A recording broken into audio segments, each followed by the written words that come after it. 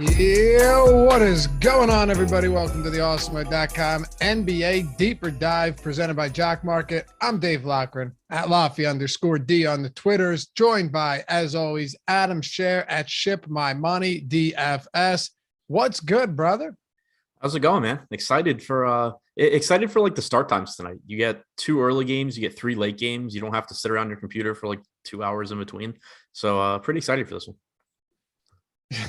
Josh, yeah, I'm excited for this too, and I think that with the Knicks have essentially everybody questionable at this point. We'll get that news. That's good.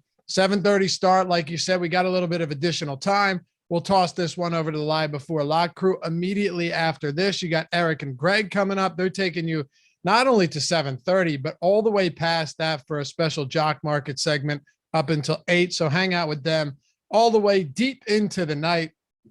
But I should say, how are you guys doing? What's happening? Hit that thumbs up too. If you haven't done so yet, it helps us greatly. And well, you know, combating that YouTube algorithm, the overlords around this way, making life difficult around here. And they removed the down, but we talked about this yesterday, but no more dislike. But well, you can still dislike it. Just nobody will know. So the dislike bots have disappeared. We had them coming in here, Adam, at like 9 a.m. for shows. It's strange that you would hate people so much just to downvote a show when the likes disappear when it's over anyway. Yeah, agreed. Sorry, I was answering. You're good. I was going to wait to see how long it took for you to know I was talking to you. No, anyway, I was listening. Somebody asked me about my rankings or something yesterday. I don't do rankings, so not me. No, but you do the deep dive, which is entirely free every day of the week over at Awesemo.com, right on the homepage. Best breakdown you're going to find for NBA DFS every single day. Anyway, thank you. Over 200 likes to kick this off. Appreciate you. We just hit 67,000 subscribers as well. Couldn't have done it without you guys. Let's dive into this one. First question, as always, with what we know right now, and the biggest news of the day came out this afternoon, that you have no Damian Lillard. That's huge. With no Lillard, how much does that change a slate like today against Detroit? It changes it a lot because not only does it open up a really good mid-range play in CJ McCollum, it also opens up value that we weren't necessarily going to have with Anthony Simons, I assume, stepping into the starting lineup. There's value spread out elsewhere on that team too, because Nas Little is also out, so there's more minutes available. So it really just changed the entire layout of the slate. Yeah, it certainly did. They're also missing Norman Powell. We're waiting on LeBron James. Any other big pieces of news, relevant news that we should be keeping an eye on right now? The entire Knicks team, Derrick Rose questionable, RJ Barrett questionable, Mitchell Robinson questionable. You mentioned LeBron. I think that's it. Yeah. Oh, Andrew Wiggins was downgraded to questionable. I knew there was another one. So you potentially have that from Golden State, who's already missing Damian Lee and Andre Iguodala as well. And you've got 3 10 p.m. games tonight too. This is a weird one, right? Because usually you'll have like an 8 that they sneak in there as well, but you just have 2 7:30 games and then 3 10 p.m. games. So are there any strategies, and I don't know if you've looked at this yet or you've crunched, but just given questionables coming from those late games, is there anything you're doing differently, or are you just going to crunch and build lineups as usual and hope that you're in a position to be all right to late swap if any news breaks later in the night? Yeah, I'm just going as usual. Somebody mentioned in chat, forgot Gary Trent, also questionable for Toronto. We'll have that one at before the slate starts, but he's questionable as well. But yeah, I'm just kind of treating it as normal. I do like the fact that the Portland game is at 10 p.m. because I know I'm going to have a lot of players from that game with Dame being out. So it means I'm going to have plenty of roster spots available so that I can make moves if something weird happens with the Lakers or with Sacramento or if Wiggins sits or something like that. So I do know I'll have some flexibility there just because I will have so many pieces from the Blazers. Let's dive into it, fellas. Brooklyn, and yes, I agree with you guys. Very weird slate. Not just injuries, but the timing of everything. New York Knicks. You want to jump straight into it? Let's do it with these. RJ Barrett, Nerlens Noel, Derrick Rose, Mitchell Robinson, Taj Gibson, all questionable. So essentially your entire center rotation questionable for this one, at least the guys that you would be giving minutes to in the event that they were in. RJ Barrett, by the way, another one with no period in between the R and the J. Does that it must indicate something. I mean, does that hold? Does your theory like hold water? I don't know. Or? That's a great question. No, his name is Rowan Alexander. Wait, so where the hell's the junior? Yeah. Huh. All right. Well, so I think that counts with your theory because junior's not a name, right? so it's not like it's his middle name. Right. Yeah. I mean, it doesn't. It doesn't. But I still think my theory holds true with OG. Whatever. It doesn't matter at this point. We'll take the W there. So who do you have in and out? Right. And I know this is super tough to predict, given that most of these guys are legitimate questionables. Yeah, I have the questionable guys in for right now. I haven't given it too much thought. I'm not too concerned about it because this is a 7:30 game. I generally have an idea of how things will move around if certain guys sit. Obviously we haven't seen all of these combinations necessarily. If all the questionable guys are ruled out, then it becomes an absolute mess. But for now, I have all the questionable guys in. Manny C, DK Metcalf. I wasn't hyping Metcalf yesterday, and if I was, it might have been because it was one game slate. But I don't. Dude, that game was disgusting. Now, did you watch any of that? Yeah, of course. I turned it off and started watching the True Story with Kevin Hart and Wesley Snipes, who's back in action, dude. Guy killed it on that Netflix series. Yeah, I know you were saying to watch it. I'll have to check it out. But yeah, I mean, I watched that game just because I'm a Washington fan. I probably wouldn't have otherwise. All right, so I do just want to pull up ownership now and free content on the site today. If you guys aren't premium subs, NBA ownership projections for the main slate are free. If you want to follow along with us, entirely free. So are the NHL player projections.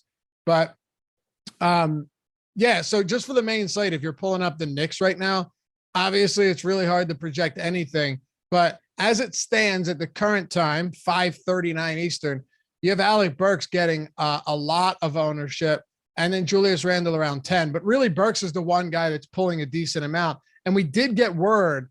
I should mention this as well, that Kemba Walker, according to Tom Thibodeau, won't even be a part of the rotation for the time being. Right. So we have a different looking rotation regardless. And, with our ownership projections right now, where we have all those questionable guys projected in, it's pretty much how I see it as well. Alec Burks at 5,600 on DraftKings with guard and forward eligibility. The big question mark, if everybody's in, is exactly what is the guess is that you're just my guess is that what happened there? Yeah, my good mic got disconnected, so I guess we have to ship mic for the rest of the show. Oh, all right, Jordan. Adjust his audio levels because he just got way louder. Maybe not, but it sounded like he just got. Chat can let us know. Anyway, sounded like he just went through a vortex. So anyway, I think there's kind of two ways this can go. If you have someone like Grimes or McBride inserted into the rotation, there's the chance that you're still just getting like 48 minutes split between Burks and Rose, like you did earlier in the year between Kemba and Rose. What I think is more likely is that this just becomes essentially a 9-man rotation, and that you get Burks as the backup to like either Fournier or Barrett. And that would make it so Derrick Rose can play a couple more minutes on average, but also Alec Burks could average, 32 to 36 minutes, somewhere in there, if he's subbing in when Barrett goes to the bench, for example, and playing minutes alongside Rose. The reason I think that's the likely case is one of the things that Tibbs cited when he talked about Kemba leaving the rotation is that he can't play Kemba alongside other guards. And so it would make sense to me that they basically just cut the rotation down a little bit. I think you get a lot of minutes from Alec Burks, who's just shy of a fantasy point per minute guy. Yeah, I would think so too. I mean, how many minutes was Walker getting on average, right? Like low 20s, right? Yeah, but it was kind of dependent on the game, situation a lot of the time between him and Derrick Rose. Gotcha. Yeah. All right. Is your mic is your mic switching from one to the other right now? I keep trying to reconnect it, but then I keep saying it's not working. Your other one sounds fine at this point. I would just leave it. Jordan, did you adjust his audio levels? Because he was loud. We're good. Okay. Yeah, just leave it on the one that's working. That would be a plan. Yeah. Okay. So with all the top tier players on today's slate, Curry, Harden, Durant, Russell Westbrook, LeBron, if he plays, Anthony Davis is probable. Lillard's out. John Morant's out for an extended period of time. The next one up in line, just from a salary standpoint, is Julius Randle against Brooklyn. Do you get to Julius Randle in a spot like this? I think that the salary is pretty appealing at 9,400. That's a nice discount from where he's been at recently. I agree with the ownership at around 10%. I don't think he stands out as a great play here. Brooklyn has been good defensively this year, but they do also play at a fast pace. It's kind of just a spot where I don't feel particularly strongly one way or the other. I'll certainly be happy with whatever Randle I get to, but I think you're also going to have plenty of value on this slate now, and it's going to make it a little bit easier to get up to those other payout options if you want to. Anything else you like from the Knicks right now, assuming everyone's in? And if not, are there any key players that could be out that would change your opinion on this team entirely? If Barrett's out, then everything becomes really like you could get more minutes potentially for Quickly. You could potentially, you probably would get more minutes for Fournier. Some combination of Grimes or McBride would probably enter the rotation. The other thing that would really change things a lot is if all three centers are out. You did get 22 minutes last game from Jericho Sims, who is 3K flat. If all three of those guys are out, you're probably looking at mid-20s at least in minutes from him here. So I think that's something that we haven't seen before, but that would potentially make things really different. All right, let's flip it over to the Brooklyn Nets. So this year, James Harden's still averaging 18 potential assists per game. I mean, the next closest player is below 10. So you're still getting a lot of and I think you and I talked about this. It wasn't even an efficiency thing earlier in the season when it came to James Harden. It was just, sure, he wasn't getting to the line as much. He still he's getting there a lot more now than he was. Is there anything you think changed that? Do you think this was just one of those, it's a long season, it was a strange stretch? Because his free throw attempts over his last 8 games, 15-5, 11-12, 24-8, or 9-4. Yeah, I think it was probably just adjusting to calls. And then also, maybe refs kind of started out being a little bit there were definitely instances early in the year, and maybe it's gotten better, where the refs were like probably going a little bit too far on not calling things that they should be calling. And then now I think, right, exactly. And I think now they're probably kind of trying to finding a balance. So I think it's probably a combination of the refs figuring stuff out, Harden figuring stuff out, and it's kind of what we expected to happen. Like, you didn't expect him to be terrible all season long. No, like 12% rebound rate, 40% assist rate, 28% usage rate, playing alongside Durant. You can take that. Do you know what his turnover rate is this year? No, I have no idea. 23%. I don't even know if that's high or low. That's insanely high. Okay, like Harden turns the ball over a lot for his career, right? Right? His career turnover rate's 15%. Oh, okay. So yeah, it's crazy. Oh, it's insane. Yeah, he's averaging 5 per game. But anyway, on DraftKings, that means a whole lot less than some other sites where you're docked a full point for turnovers. On DraftKings, you turn the ball over 6 times, you only lose 3 points. That's pretty significant. Other spots, you turn it over 7 times, you're losing 7 points like he did last game. But let's kick it off with Harden and Durant. Yeah, so I mean, both of those guys, they obviously cut into each other's production, but they're still good plays if you can get to them. Harden in particular on FanDuel at 10K, I think looks good. You have an $800 salary gap between him and Steph Curry, and Curry just isn't as good of an option on FanDuel anyway. On DraftKings, where it's only $100 difference, Harden's still fine, but I think Curry looks better for $100 more. You have Durant at $200 less, coming off of a game where he played about 45 minutes. You expect him to play 36 to 38 on average, but certainly could play more. I think Harden and Durant both look fine. I do think that I prefer getting to Steph if I can on DraftKings. On FanDuel, Harden, I think, looks better than Steph. All right. So Lamarcus Aldridge pulling decent ownership now. His minutes are up considerably over the last 5 games. Excuse me. He's at 5,700 on DraftKings. Is this a spot that you're looking to get to today against this Knicks front court? Yeah, for sure. Aldridge he started the last couple of games. He's averaged about 28 minutes in those games. Over his last 5, he's averaging about 28 minutes per game, but only 1 game did he play less than 28 minutes out of that stretch. Blake Griffin doesn't appear to be in the rotation anymore. He hasn't played in 8 days. Yeah. Yeah. And you also, there was also a conversation or a quote from Griffin the other day that he had reached out to DeAndre Jordan basically about just like how to handle not being in the rotation anymore because Jordan went through it last year. So it kind of sounded like this is a long-term thing, not just he didn't happen to play for a couple of days. So Aldridge has averaged 1.14 DraftKings points per minute this year, 1.12 in his minutes alongside Harden and Durant. If you're going to get 28 to 30 minutes from him, he just looks like a good option at this price. Yeah, he certainly does. Was there a reason last game, and was there a reason Aldridge last game didn't play at all in the fourth? They were, you know what it was? They were down they were down 22, but all of the starters started the fourth, and Bembry played like 10 minutes. Yeah, I was gonna say, I don't know what sorry, go ahead. I don't really know what the reason was. It's definitely, I think it's just the way the game went. You had Brooklyn go on a run. And so I'm guessing because Brooklyn was on a 15-4 run about when Aldridge would have checked back in. So I think they just kind of left James Johnson out there because that whole group was playing well. Well, okay. So here's the only reason I ask, right? He played 28 minutes in 3 quarters. So it's very possible that if in the event that James Johnson isn't playing well and cutting into that Phoenix lead, that he plays another 34 minutes like he did against Cleveland. I'm not saying you can project Aldridge for that, but I think there probably is a minute ceiling up there in the, kind of like lower mid 30s. Yeah. I mean, he's exceeded 30 minutes within his last 5 games. So physically we know he can do it. Right. Physically, we know he can do it. He played 34 minutes against Cleveland on the 22nd. He played about 30 against Cleveland on the 17th. So I think it's a situation where projecting somewhere in the 28 to 30 minute range makes sense, but he certainly could go over that. Anything else you want to talk about for Brooklyn? I don't think the value pieces here are as enticing as they were earlier in the day, but I do think that in larger field tournaments, throwing some darts at a $3,400 James Johnson makes some sense. He's been playing more minutes recently with Griffin out of the rotation as well. There's certainly minutes available for him. I would probably set a rule for max 1 of Bembry, Johnson, and Bruce Brown, but 3,400 for Johnson, not a must play by any means, but getting virtually no ownership and does have a path to mid-20s in minutes.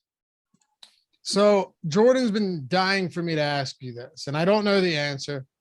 He wants me to ask you, what did you spend your DK crowns on? 4 TVs and like 5 things of cologne. Yeah? Yeah. What kind of TVs? LG OLED. Nice. Oh, you got the OLEDs? Yeah, so they had like a 50% off sale yesterday, and so I just bought. Actually, it was actually 3 of those, and then I didn't have enough crowns for the 4th, so I just bought that one. I bought the 4th from Amazon, but 55. All right. So you live in an apartment, nice one, right on the dock, right? Right on what river is that?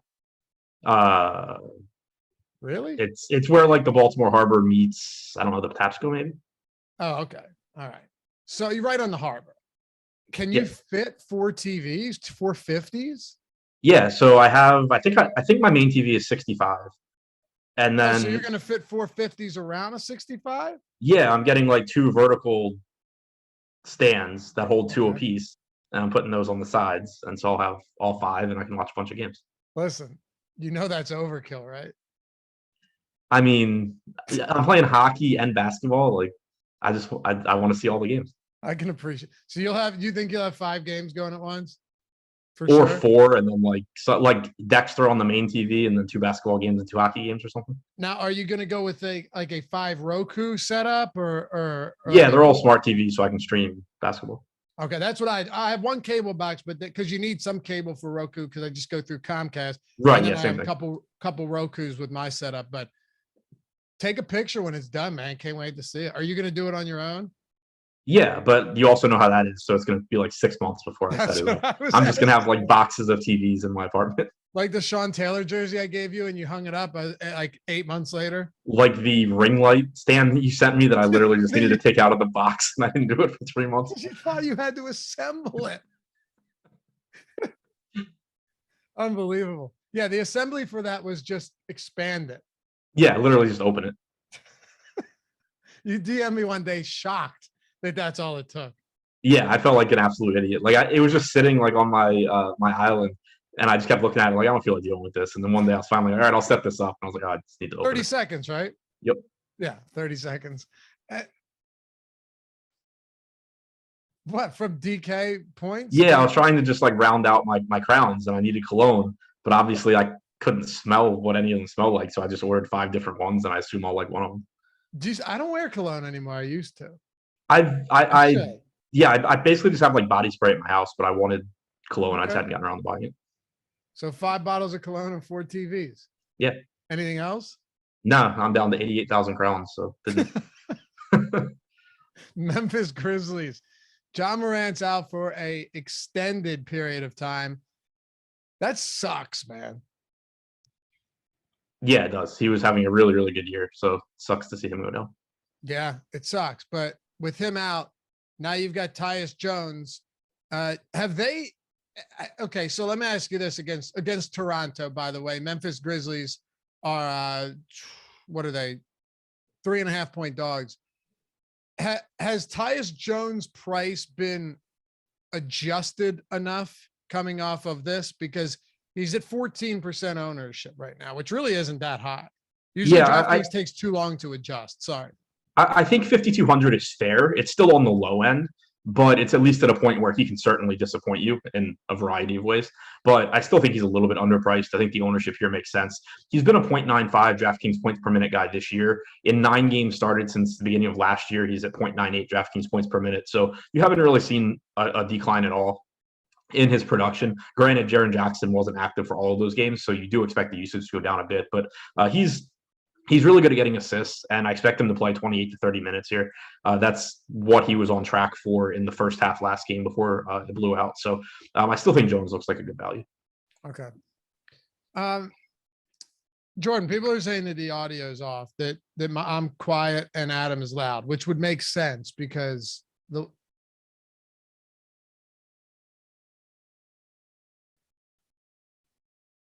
oh, you have to manually adjust it every time he talks? All right. What about that? Any different? Yeah? No? All right. All right. Let's go. I'm trying to do things right for you guys around this way. All right.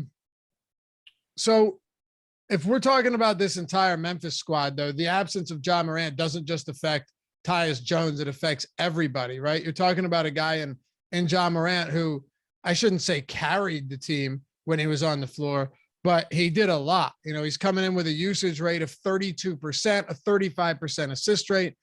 Take that out of the rotation. And we saw one game now without him, but how does all of that get redistributed in your opinion?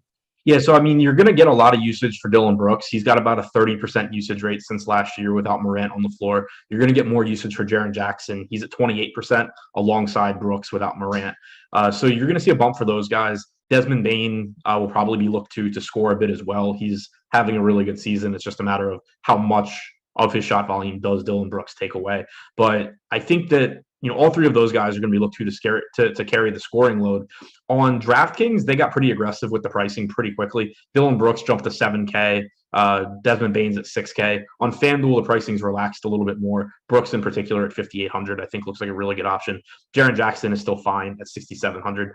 So I think any of those guys are good or reasonable tournament plays, but it does really depend on the site you're playing on, you know, how favorable the pricing really looks. All right.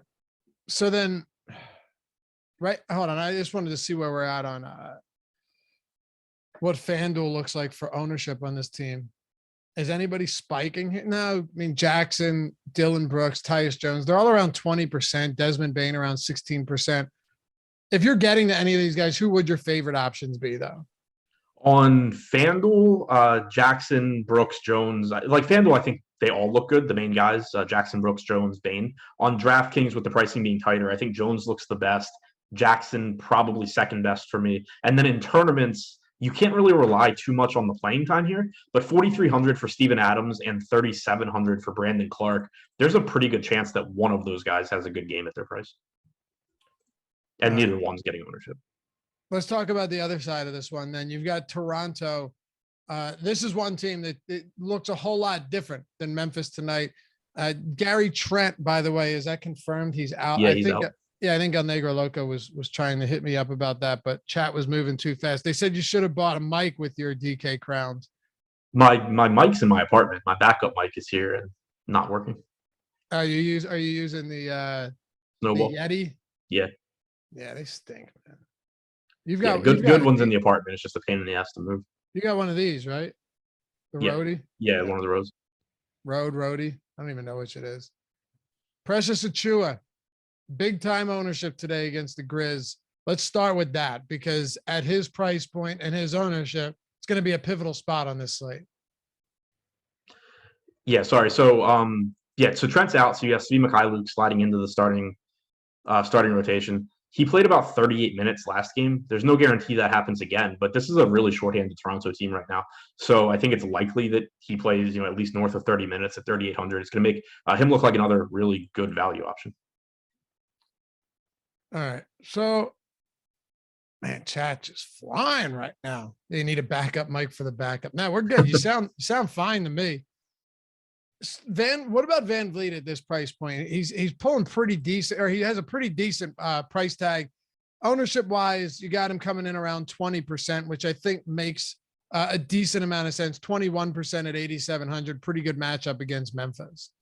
Yeah, Memphis has been the least efficient defense in the league. I'm a little surprised that VanVleet's pulling as much ownership as he is, just because there's a lot of other alternatives. Looking at the boom bust tool right now, we haven't updated it for Gary Trent being out, but we had VanVleet with a 14% chance of being in the optimal lineup, 21% ownership. So I think he's fine, maybe a little bit overowned, but you expect him to play a ton of minutes, likely to play 38 to 40 minutes here, and just looks like a pretty solid option if you have the salary left over to get to him.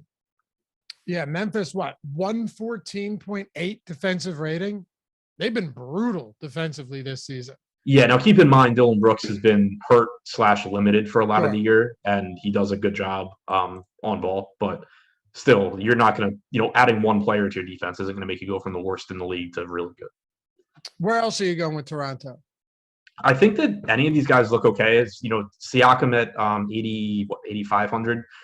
He's likely to play 38 minutes or so. He is in a decent spot. Scotty Barnes looks a little bit better with OG out because that does open up some usage. He's 7K. Trent being out, we already talked about Mikhailiuk. And then Precious Achua, I think, was one of the better values early in the day.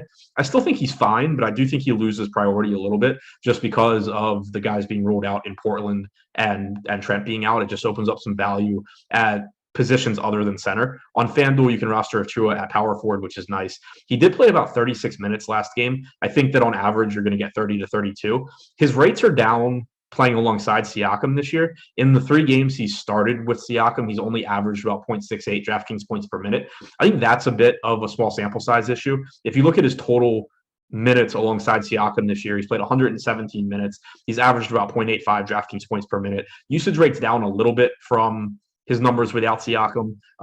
Rebounding percentage is down a little bit, but I still think you're talking about 0.8 to 0.85 fantasy point per minute guy, likely to play 30 to 32 minutes, 4,400 on DraftKings. Jeremy Savage says Adam probably still has a flip phone. I don't think he understands that we have respect for the flip phone users. After seeing the Anthony Edwards press conference, I might buy one. I would. I don't know. I have respect for what would you do without a smartphone? So I would have no anxiety issues. I don't think the real issue would be that I wouldn't be able to go to the bar during a basketball slate because I would have no way of finding out if I have to run back to my computer and take somebody out. Right. It's different because you're at your computer a decent amount. Right. Right. Yeah, I guess that's true. If you're in bed though, at night, do you not look at your phone? Do you not put anything on? No, I watch TV. Oh, okay. Yeah, that's true. You're not married, so you can do whatever the fuck you want. Yeah. But yeah, all right, makes sense. No, I got respect for the flip phone users for sure. I would never do it. I could never do it, but I respect them, no doubt about it. I also respect our sponsor, Jock Market. If you haven't checked them out yet, first things first, use the promo code Awesemo. Get up to $50 when you sign up and deposit for the first time. You can make money every minute, down to the second, actually, over at Jock Market. They've turned fantasy sports into a stock exchange. What do I mean? I'll tell you. You can buy and sell shares of players in real time for real money. All you got to do is download the app in the App Store, Google Play Store, wherever you prefer. Unless you're Edwards and you have a flip phone, you could not play on Jock Market because it's only in the app. But you got markets for football, basketball, hockey, PGA, all of that stuff. You can buy, hold, and sell shares of players throughout the day. There's an IPO period where if you're listening to these shows, if you're doing research, if you're using our tools like the free jock market IPO projections that we have at Awesemo, all of that to put you in a great spot leading up to the game. And you can still obviously be active during these games, buying, holding, selling shares of players, you name it. Now, all of that's great. Awesemo promo gets you up gets you a $50 deposit bonus when you sign up. But the first market guarantee means that at Jock Market, they'll refund any losses up to $100 if you don't cash in your first NFL or NBA market. So really no reason not to check it out. Go to Jock Market, JOCKMKT in the App Store or Google Play Store. And, well, use the promo code Awesemo. Get started. Start wheeling and dealing. What's up, Jordan? You good over there? Yep. Okay. All right. We're good. Let's talk about the Lakers. LeBron questionable, Davis probable as usual. You have LeBron in right now, I'm assuming, right? Yes, I do. RJ Barrett. So we just got RJ Barrett, Noel, Rose, Robinson, Taj, all game time decisions, followed by great. RJ Barrett expected to play. All right. Well, that is why you need to watch Live Before Lock with Eric and Greg, because they will take you all the way up till 7:30 and past that. Make sure they got you locked in, keyed in on all of this breaking news. It's going to be really important. Granted, game time decision, we should still know 30 minutes in advance, but still. Right now with the Lakers, though, Davis getting a little bit of love, LeBron a little bit. That's really only because it's a 5-game slate. You extend this slate a little bit, Adam, and given that all three of these guys, we at least right now have them in, they're all north of 10K. It's going to be tough to get to these guys with really any frequency. Yeah, I mean, it's a good game environment too. The Lakers are the second fastest team in the league this year. The Kings are 6th. The Kings also are 26th in defensive rating. So any of Davis, LeBron, Westbrook certainly have high ceilings here. But in the 10 games that the three of them have played together, Davis has been the best fantasy producer per minute, followed by LeBron, followed by Westbrook. That's how I view it here as well. If I can get to one of them, Davis is first on my list. LeBron second, he's not going to disappear. Certainly has the ability to beat Davis in any given game. And then Westbrook is just kind of taking a backseat to those guys in most games, as you would expect. Davis on FanDuel looks even better. The scoring, kind of like we mentioned earlier, the scoring not being favorable to Curry on FanDuel, it is favorable to Davis because of the increased points for defensive stats. So he looks even a little bit better on FanDuel than he does on DraftKings. Damn, Chris had the bag phone. He said he's so old. Do you remember the bag phone? My dad had one of those. You'd have to plug it into the cigarette lighter. It was in like this big case. No, I mean, I remember my mom having like an old, like a big cell phone that like you had to plug into Like the the cigarette block lighter. I think. ones? Yeah. Yeah. My first was the Nokia with Snake on it. Yeah, mine was, it was an LG. I don't know what it was. You're a little younger than I know. So Yeah. mine was, you could text. I realized you could text. Oh, that's when things got real. But yeah, Snake, get me back to the old days, man. Is there anything you want to talk about for the Lakers? Yeah, Avery Bradley's out, which doesn't seem like a huge deal, but I haven't seen who's going to start in his place. My assumption is that you get Horton Tucker back in the starting lineup. That's not a huge deal because, again, you're talking about still having to share the ball with Westbrook and James and Davis. But if you are going to give a couple more minutes to a $4,900 Taylor Horton Tucker, I think he looks like a decent value. But there's nothing else that really stands out to me. It's kind of just, it's the normal with the Lakers. Whenever all three of these guys are in, it takes so many it takes almost all the fantasy production away from the other guys. But if Horton Tucker's in the starting lineup, it does make him look a little bit better. Hey, we had a question from one of our premium members in our Discord. Said, do you guys have any interest in Steven Adams today against a pretty small center rotation in Toronto, Adam? Yeah, not with a lot of confidence, but I mentioned it. We talked about when we talked about Memphis. I think that between a $4,400 Adams and a $3,700 Brandon Clark, one of those guys is likely to do well at low ownership. I think that a 24-minute projection for Adams makes sense, but in some games we know he can play several minutes more. You've also seen Clark basically being used as his backup. So if it's a game where Adams plays less, Clark could play more. I don't have a good feel for what they're going to do with Adams' minutes because it just really hasn't been consistent this year. But I do think that his salary is too low for his ceiling, and the same goes for Brandon Clark. Okay, fair enough. Let's talk about the other side of this one with Sacramento. Harrison Barnes right now, doubtful to play. So That's the one thing to keep in mind here. I don't see him playing. He's already missed what I think 2 games. This would be his 3rd game that he's been sidelined for. So as of now, we're projecting Harrison Barnes to be out. Let's start with De'Aaron Fox here at the top of the team, $8,400. Ownership coming in on him right now is a modest 14%. Buddy Hield pulling a little bit. Rashawn Holmes as well. This is not your Lakers team of old, though, Adam. They're playing at the 2nd fastest pace in the league.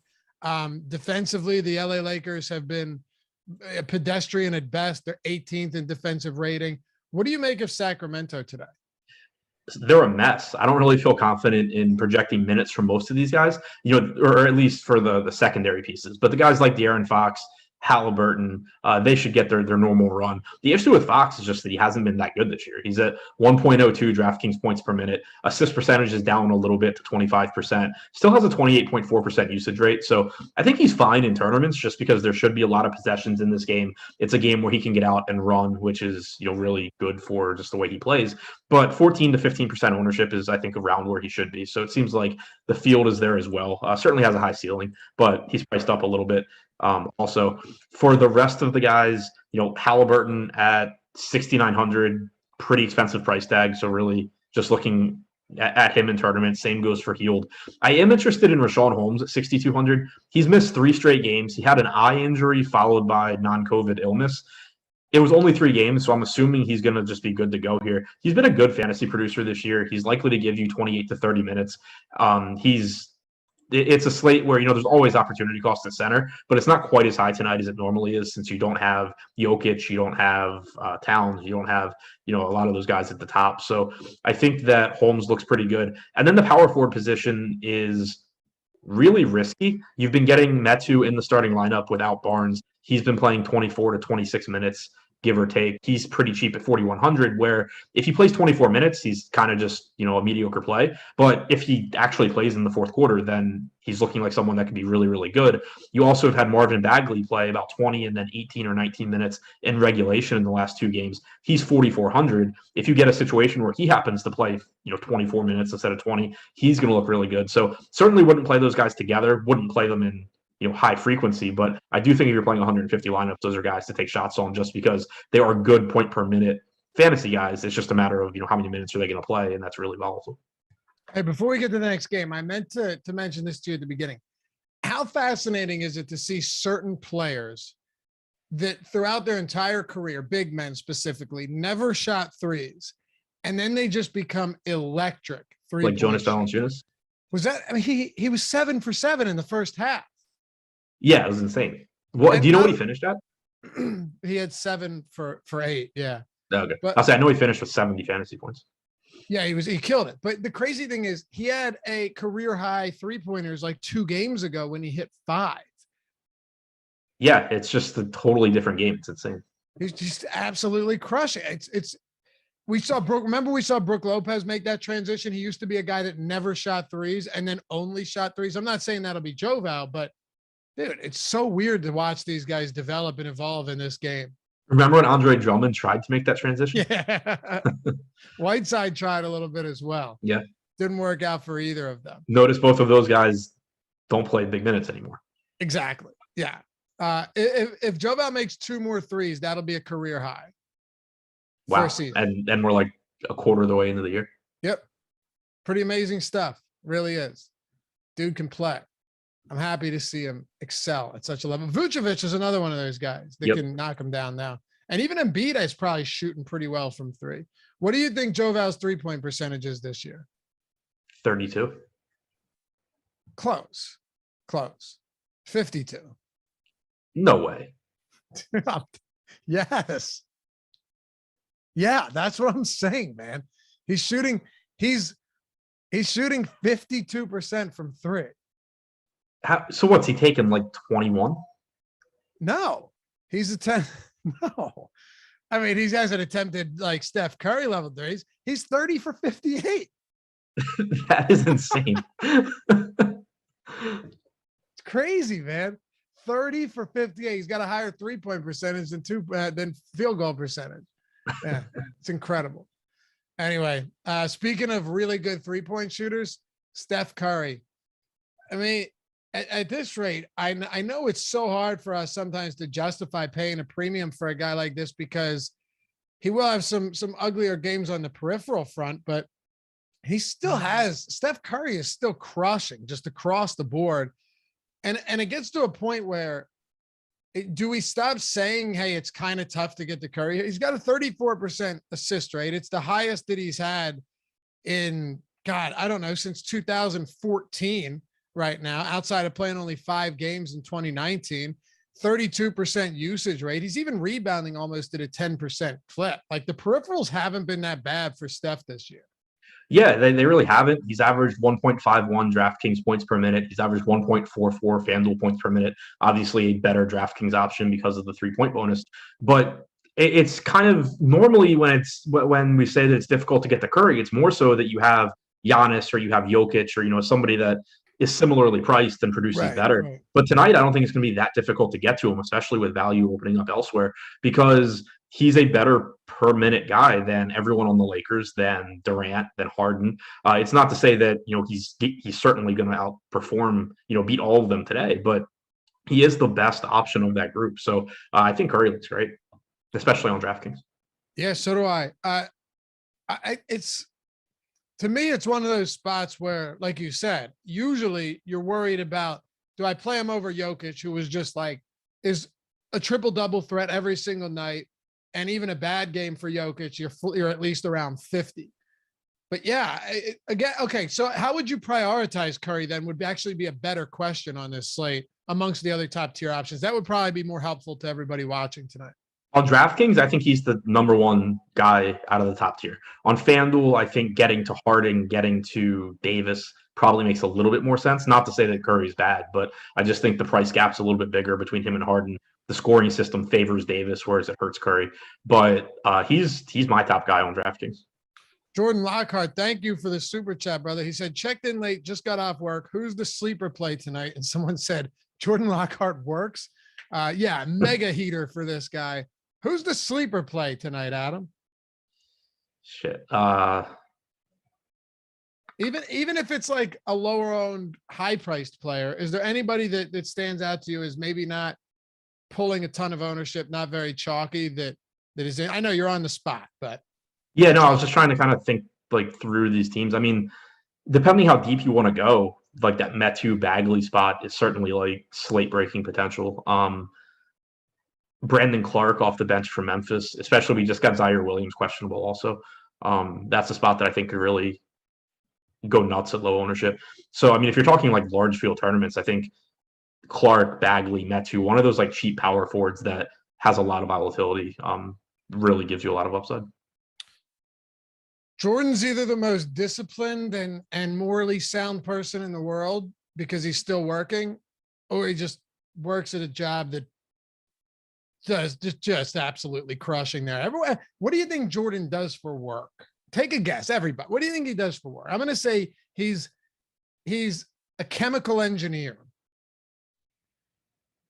Construction. Oh yeah, I like that. That's a good one.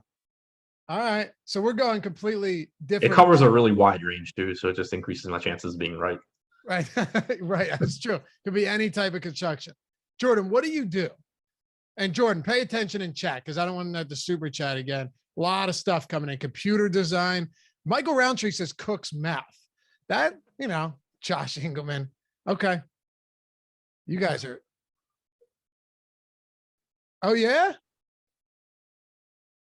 Okay. What dealership? Let us know. Let us in on Jordan Lockhart's life a little bit here. Also, guys, appreciate you. We're at 441 likes. I only asked for it once, like an hour ago. So awesome. I think we'll get to 500 quite easily. So appreciate you. What else are we doing with Golden State? And how does this Andrew Wiggins news play for you right now if he sits? Because he hasn't missed a game this year. We don't have much to go off of with this current roster construction. Yeah, so we don't have a lot to go off of, but we do know that Lee is already out. We know Iguodala's already out. If you take Wiggins, 32, 33 minutes out of there, you're probably looking at a lot of playing time for Otto Porter Jr., whose salary came up to $4,400, but that still would offer some value. Toscano Anderson probably plays a little bit more. You could get Gary Payton, back into the mid-20s potentially. So if Wiggins is out, it becomes you're still not going to have a lot of confidence necessarily in which of these bench guys picks up the minutes because Steve Kerr just runs such a weird rotation. But I think Porter would be at the front of the list, Toscano Anderson behind him, and then Gary Payton probably would be my third pick of who sees more run. All right. And then you also, just potentially get a little bit more usage for Steph and Poole as well. Yeah. Yeah, with Steph, it's not really a needle mover, but you'll take it. Right, yeah. It's just like Steph gets his anyway. It's not like Wiggins is going out there taking the ball from Steph. But that wouldn't end well. No, but it's still just more shots to go around. I think it has a bigger impact usage-wise on somebody like Poole, but even there, his usage can't go up that much because he's still playing with Steph. That might be worse than Jalen Reagor getting, end zone targets over Devontae Smith. Yeah, and being drafted over Justin Jefferson. One hit. You get rid of Nelson Aguilar, and then you bring in a guy that is worse. It can't catch passes. It sucks, man. Anyway, Jordan Lockhart, thanks, bro. And I'm sure everyone at the car dealership, especially on slow days, just fucking hates you, man. I mean, they must just hate you. This is the guy still working, busting his ass, respect for himself and his peers, but he's hauled in like $500,000 over the past 3 weeks. You know what I mean, Adam? You would just have straight disdain for this man if you were busting it. I would be insufferable. Am I wrong though? Like if you weren't him, if you were just yeah. And he's a manager, but if you were just a salesman, right? Meeting people at the door. I know that my wife's stepdad has worked that his whole life. Now he's been up top, but that's a tough gig. Yeah, absolutely. And you got Jordan coming in like, yeah, another 30K last night, boys. Sell some cars or don't. I don't give a shit. All right. Anything else for Golden State? No, I think that's it. Obviously the Wiggins news matters minutes wise for the kind of peripheral pieces. Let's talk about Phoenix. This is a team that you haven't really, or any of us have really targeted much this season, given the pricing. I think we say it all the time. Like all the pricing is just too sharp on this team all the time. Yeah. This is a fast paced game though. Like there's still a lot of fantasy points to go around. So it's the same as we normally talk about with Phoenix, though. If you get to some Chris Paul, if you get to some Devin Booker, that's fine. DeAndre Ayton at 7,100 is certainly a reasonable price tag. You have a cheap Jay Crowder, Bridges at 5,500. All these guys look okay, but none of them really stand out as top options at their position. The one thing that I think is a little bit different is Cameron Payne at 3,800. We've seen him playing a little bit more alongside Chris Paul recently with Abdel Nader out. That's important because he's a good fantasy producer, and what really limits him is when Nader is in and playing, 10 minutes or whatever, you're just basically getting Chris Paul playing his 33, 34 minutes and Payne backing him up. But last game, you got a combined, I think it was like 56 minutes from Paul and Payne. If you get 20 minutes from a $3,800 Cameron Payne, that's a reasonable value, although he does become relatively worse because of Damian Lillard being out and what's available in Portland. Should we hit the Awesemo Hall of Fame and then close it out with Detroit and Portland? If you have nothing else for Phoenix, I think we're making a good decision spending a lot of time on this last game with Dame out. Yeah, we're getting the Knicks news right now too. Taj available, Noel available, Rose available, Robinson available, Barrett available. So everyone's in? Okay. Rose in, you said too? Rose in. Okay. All right, there you have it. Good stuff. Hey, Awesemo Hall of Fame. Shout out to all of our people. The Sean's on. I'm so glad we put this up. It better still be up there. He hit the most absurd round robin. You have to see this. I know you're not always in chat, Adam, but you have to at least look at the screen. Yeah, I get to this. I hope it's still up there. So if you want to get on here, if you want to get a free month of Awesemo Plus, Platinum, everything on the site, ownership, player projections, top stack, lineup builder, all this stuff built by Alex Baker, #1 ranked guy, and Sean's on behind the scenes doing a ton of stuff, working with Odds Shopper. You're about to see this insane round robin win. All you got to do is download the Awesemo profile picture at awesemo.com/avatar. Tweet your wins at Awesemo HOF and hit Adam and myself up as well. Follow him too. Ship My Money DFS, me at Lafayette_D, and win a free month of Awesemo Plus Platinum if you finish top 3 in a field of 5,000 or more. Doesn't matter if it's the nickel, the quarter, the milli maker, Yahoo, DraftKings, FanDuel, whatever, we got you.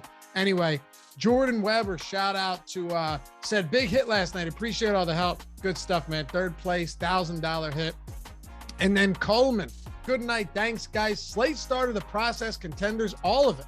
Shout outs to your boys Ryan and Eric and Josh, 2,500 up top. And then I love seeing 5th and 6th place. Also got the Awesemo avatars.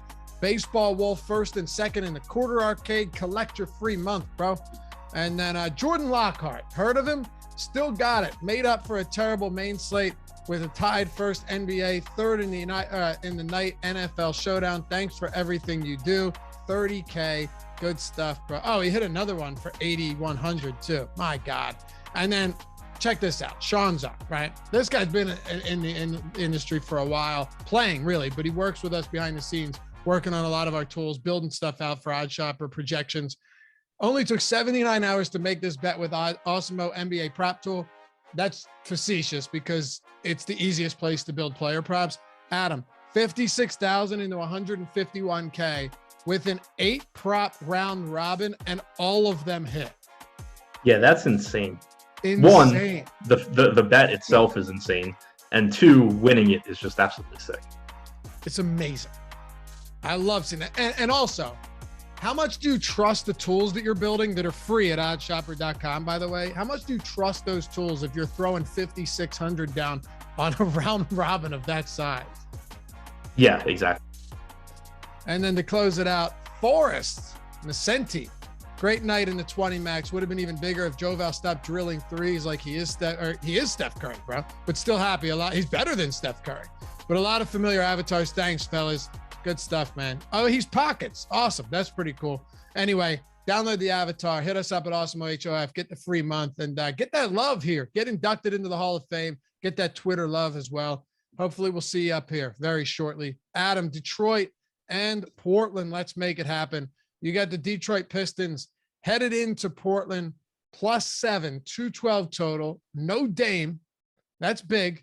No Dame, no Norman Powell. Nas Little's out as well. But let's start with the Detroit side of things and kick it off with none other than Cade Cunningham. What are you doing here? The salary, I think, is finally where it should be. That's not to say that you still that you can't play Cunningham in tournaments. You know, he's still playing mid-30s in minutes with the potential to play more if the game's competitive. He has a 25% usage rate, a 27% assist percentage for the year, but he is correctly priced now. You're not getting $2,000 discounts like you were earlier in the year when people still refused to play him. But it's more of just a tournament play for me here. Same can be said for Jeremy Grant. Same can be said for Sadiq Bey. All those guys give you a ceiling, but they're also more or less correctly priced for their median output. Isaiah Stewart, I think, is the most favorably priced, but I do have some concerns about him. He's 4,600 on DraftKings, which is fine. He's a little bit more expensive on FanDuel, but he has power forward eligibility, which is really nice.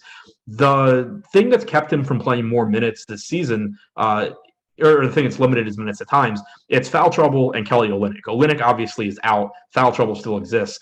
But what concerns me a little bit is last game against the Lakers, the Pistons actually closed small with a Sadiq Bey, Jeremy Grant front court. If they're going to do that on occasion, then it still makes Stewart risky. Whereas if they were always going to be playing one of Stewart or Lyles, then it just basically says, if he can avoid foul trouble, you're getting 32 minutes. But you have to factor in that they could just close small here. That makes him a little bit riskier, but you do still have the potential for him to play 30-plus minutes. You also, with all of these guys being out on Portland, it makes it a little bit more likely that Portland ends up using Nurkic and Zeller for more minutes, which also means you probably see more Isaiah Stewart. So that's something that makes me like him a little bit more as well, is just how I think it's going to be a little bit more difficult for Portland to close with a small lineup. Yeah, I think so too. And I think as we get, I want to make sure we're not missing any other news here as it rolls in. Larry, you're right. That's 79 hours to build a prop. That was a play with that was the chess is okay 80-hour thing. I went over my head. I missed that. Oh yeah, I got it. Yeah, I've totally missed it. Weatherman7 said, thanks for the super chat. DK, which 3-man you like better? LeBron, Nurkic, and Juan Toscano, or Davis, Precious Achiuwa, and Tyus Jones? Adam, LeBron, Nurkic, and Toscano, or Davis, Precious Achiuwa, and Tyus Jones? It's really close. I think I would lean the second one just because I'm more confident in the minutes. But the thing is, if Toscano Anderson somehow finds his way into like 24 to 26 minutes, then that Nurk piece, like if Toscano Anderson plays 25 minutes and Nurkic plays 30, that first one wins. But the downside is also Toscano Anderson plays 18 and Nurkic plays like 25, in which case you're in trouble. So I think that if it's cash, it's for sure the second one. In tournaments, I think it's a lot closer because of the ceiling on the first, but I would still lean the second. That's one of the best uses for something like our lineup builder, where you can plug all that in and get graded out and scores for that and stuff. So you know which one makes more sense in tournaments, especially like 3 max and single entry, all that stuff. It's awesome for that. NFL or NBA Live, sorry, if you want to get 25% off your first week of Awesemo Plus, all the tools I mentioned earlier, all one word, all caps, NBA Live will get you 25% off your first week of Awesemo Plus Platinum. Not just basketball, but every sport, everything on the site. Where else do we want to head with Detroit today? I think that's pretty much it. I mean, I'd mentioned Killian Hayes earlier in the day at 4,200 as someone that's likely to play 28 to 30 minutes and is really bad, but, is playing 28 to 30 minutes. But with all the value opening up on Portland, I think he's less important. So I basically see it as Stewart being the best point per dollar projection, but then also having some interest in Grant, Cunningham, and Bay in tournaments just because of their ceilings at relatively low ownership. William Fields. I don't think he's an escort. That would be a job to quit unless he likes it. I don't know. I don't judge. All right. Let's close the show out by taking a trip to Chalktown. This is insane ownership right now. Anthony Simons, Yusuf Nurkic, CJ McCollum, Larry Nance, Dennis Smith Jr. even, Adam. I mean, these guys are pulling absurd ownership. First of all, if you have to get away from any of these guys, who is it? And which guys are you just saying, you know what? I don't care if I have 100% of them, if any. If I have to get away from one, it's Dennis Smith Jr. because I think he's bad. Well, that, but so the way that I'm thinking about it, I'm assuming Anthony Simons starts in place of Lillard. Yeah, break the rotation down for us with these guys out. Right. So I'm expecting the starting lineup to be Simons, McCollum, Snell, Covington, Nurkic. Simons, barring injury or foul trouble or something really weird, I think is in line to play north of 30 minutes, really without a doubt. And we know that he's a good per minute fantasy producer. He's only 4K. So that's a tough one to get away from. McCollum is priced for Lillard to be in. He produces at a higher rate without Lillard. That's, pretty self-explanatory. You could 7,900, there's still guys you can pivot to. So like almost 50% ownership is still a lot. You can at least find alternatives that have a similar range of outcomes at that price point, but he still looks great.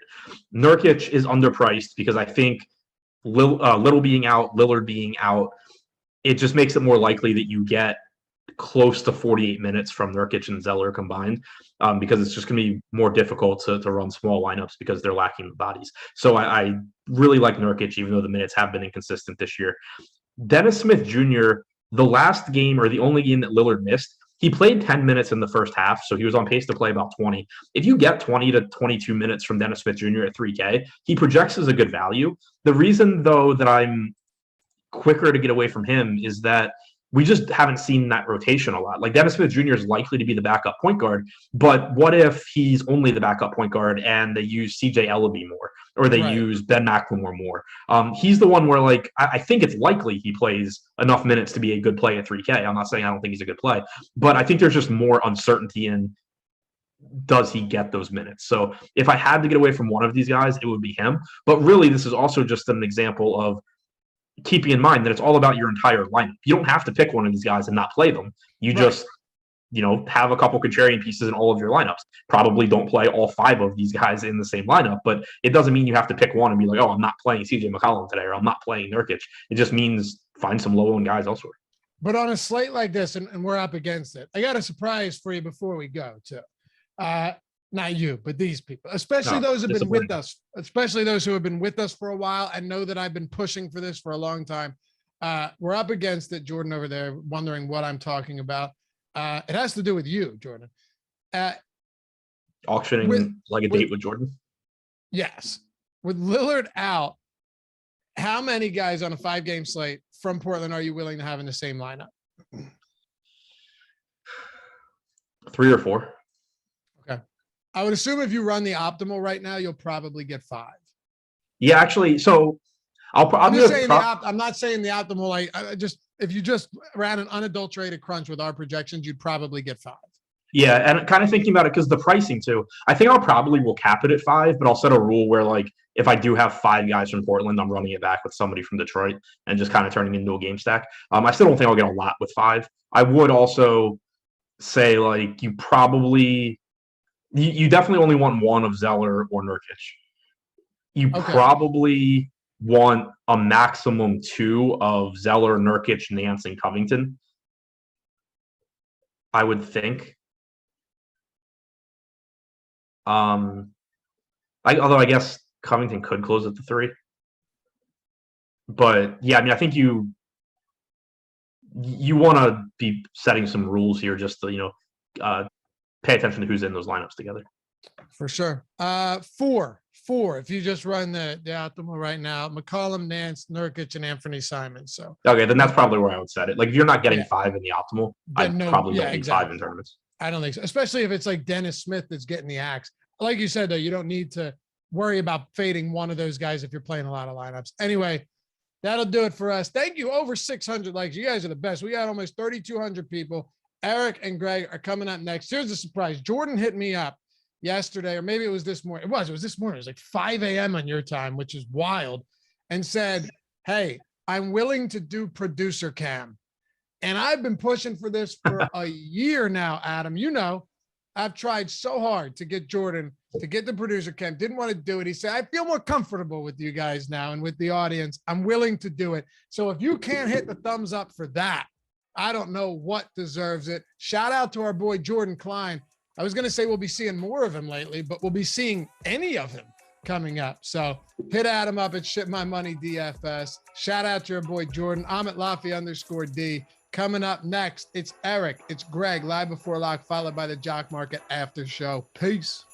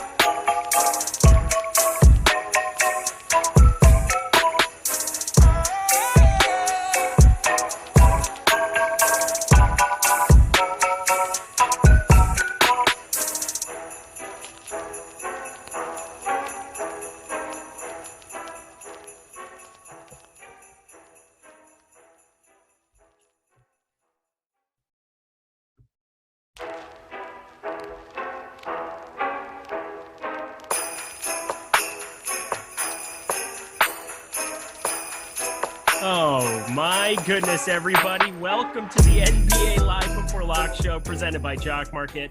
I'm Eric Lindquist. I'm going to be helping you alongside my buddy Greg Ehrenberg. We're going to be taking you all the way up to the 4:30 p.m. Pacific Coast. There we go. 7:30 p.m. Eastern time. I don't know why my brain was just blocked. I simply think it was just me overheating because LeBron James just got ruled out, as if we needed to have more news on this slate. But Greg Ehrenberg, how you doing, my dude? Good. Just got some bets in for Kings +4. I mean, as is the Lakers kind of suck this year anyway. But yeah, I've got a bet in now on Kings +4. And now we've got value to break down because this was not news I was expecting whatsoever. So LeBron James has been listed as questionable basically every single game so far this year. So I just kind of assume he's playing when he's listed as questionable. But this ends up being, it looks like he's in COVID protocols, totally unrelated to any kind of other issue he was dealing with. Yeah, had an abdominal issue. That's what I believe it was that he was questionable for. I didn't think he was going to play on Sunday. Well, it didn't really matter. He ended up getting ruled in, and I had a little bit, and it worked out well. So a little bit of a luck box there. But Tuesday here, 2 days later, health and safety protocols.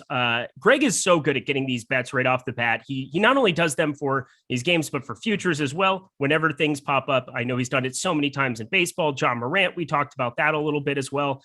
So you were firing up the -4 there on the Kings. Anything else that you're going to do? +4 on the Kings. Sorry, +4. Excuse me. Anything else that you wanted to fire up here as you're going through your bets? No, because the line came down right after I placed that. So, I mean, I'm sure if it's still available for anybody, Russell Westbrook props, those would look good. Anthony Davis props, those would look good. But the number one priority for me in this situation would be hitting on that Kings +4 if it's available anywhere. All right. And that's why the timing of the news is as important as the news itself. Greg's able to get in, take advantage of that here. You should be doing the same here and constantly trying to find edges like that. And today, not only are we sponsored by Jock Market, but we're going to be doing something pretty fun here today.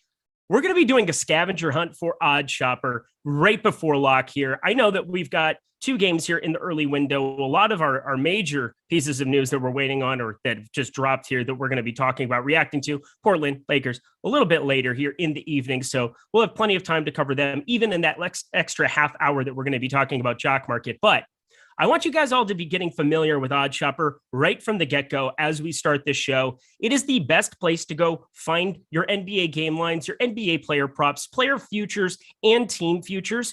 You can group them in so many different ways. And if you can become familiar with it here in the next 25, 30 minutes here before we get to that segment, you'll have a chance to win a free week of Awesemo Plus Platinum.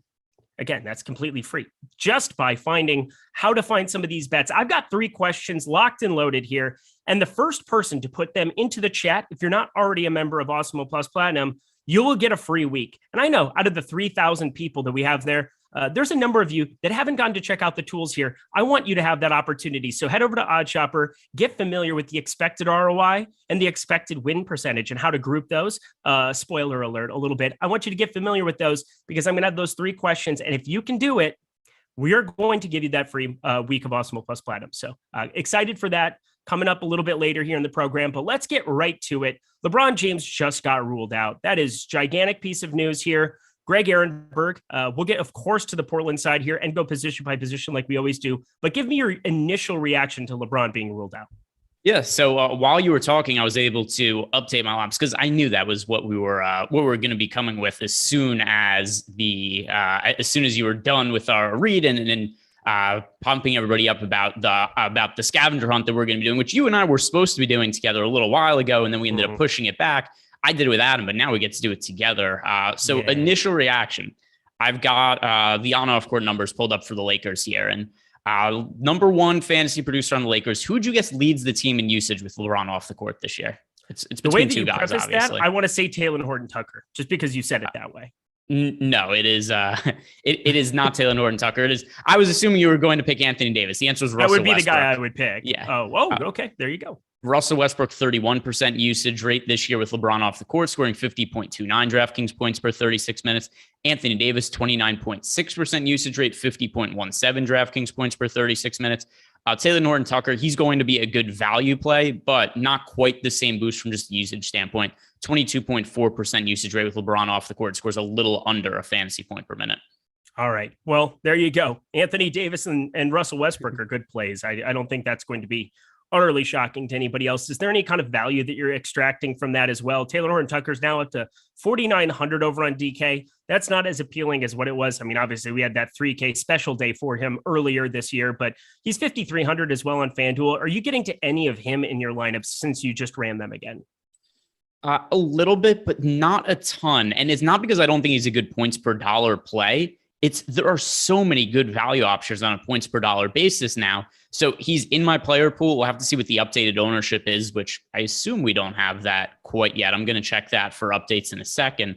And obviously, if the ownership is way different than what I'm expecting in terms of if he's super chalk, I'm probably going to be underweight to him. If he's not picking up that much ownership, which I don't think is going to be the case, then it'll become a little bit higher of a priority for me. But I mean, I have him projected for a little under 30 fantasy points on DraftKings at a reasonable price point. I still don't get to him a ton just because we have so much value now on Toronto and on Portland. Toronto with Gary Trent Jr. out, and then on Portland when you got Damian Lillard out. That makes Taylor Horton-Tucker in play for me, but not like one of the top guys I'm getting to.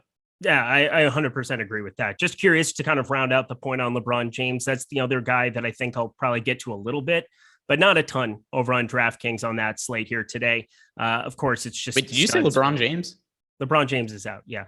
No. I thought you said you get to LeBron James. Did I miss? Oh, no, I said with LeBron James out. Oh, okay. All right. Oh, Misinterpretation then.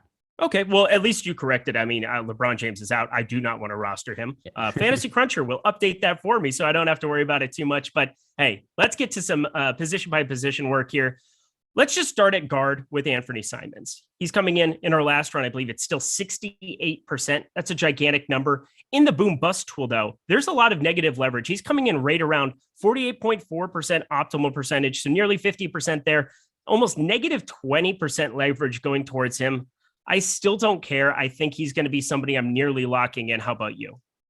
Yeah, so Anthony Simons, I find him really difficult to get away from. I've been projected for over 30 fantasy points at a pretty cheap price point. And as is, we've seen FanDuel and DraftKings haven't done the best job this year, sometimes pricing players when somebody's ruled out. But this is one they didn't even have an opportunity for. Damian Lillard, there was no indication ahead of today that he wasn't going to be playing. So then you start to look at guys like Anthony Simons, CJ McCollum. We'll talk about Jusuf Nurkic later. But there's just these guys here for Portland Trailblazers who are going to see increases in usage, increases in minutes. So I'm looking at McCollum, Simons, Nurkic, all those really strong plays. If you're looking for a pivot, I think you could go to Dennis Smith Jr. in some lineups over Anthony Simons. I also don't have an issue playing them together because of all the usage and playing time that's available in the backcourt for the Portland Trailblazers.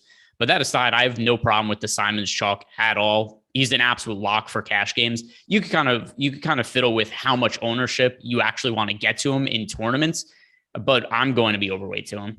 Yep, I'm going to be overweight to him as well. But now the real question becomes, now that LeBron James got ruled out, and it happened pretty early, pretty much an hour before the lock time here, and well before the lock time of that game, I see Anthony Davis and Russell Westbrook starting to get steamed up. I think that that's going to be something we see a little bit. Russell Westbrook was super low owned. He was around 3.5% in the run that I put before the show started. And I think that that's going to rise up quite a bit, where Anthony Davis is going to be probably the priority for people at 10-6 over on DK to get to a little bit more of. But I have some interest in trying to get to some of the ceilings of Steph Curry, of James Harden now in this spot. I'm probably going to be a little bit overweight to both of them. We just have so much value on this slate. How are you kind of factoring in the point guards up at the top end on DraftKings and FanDuel?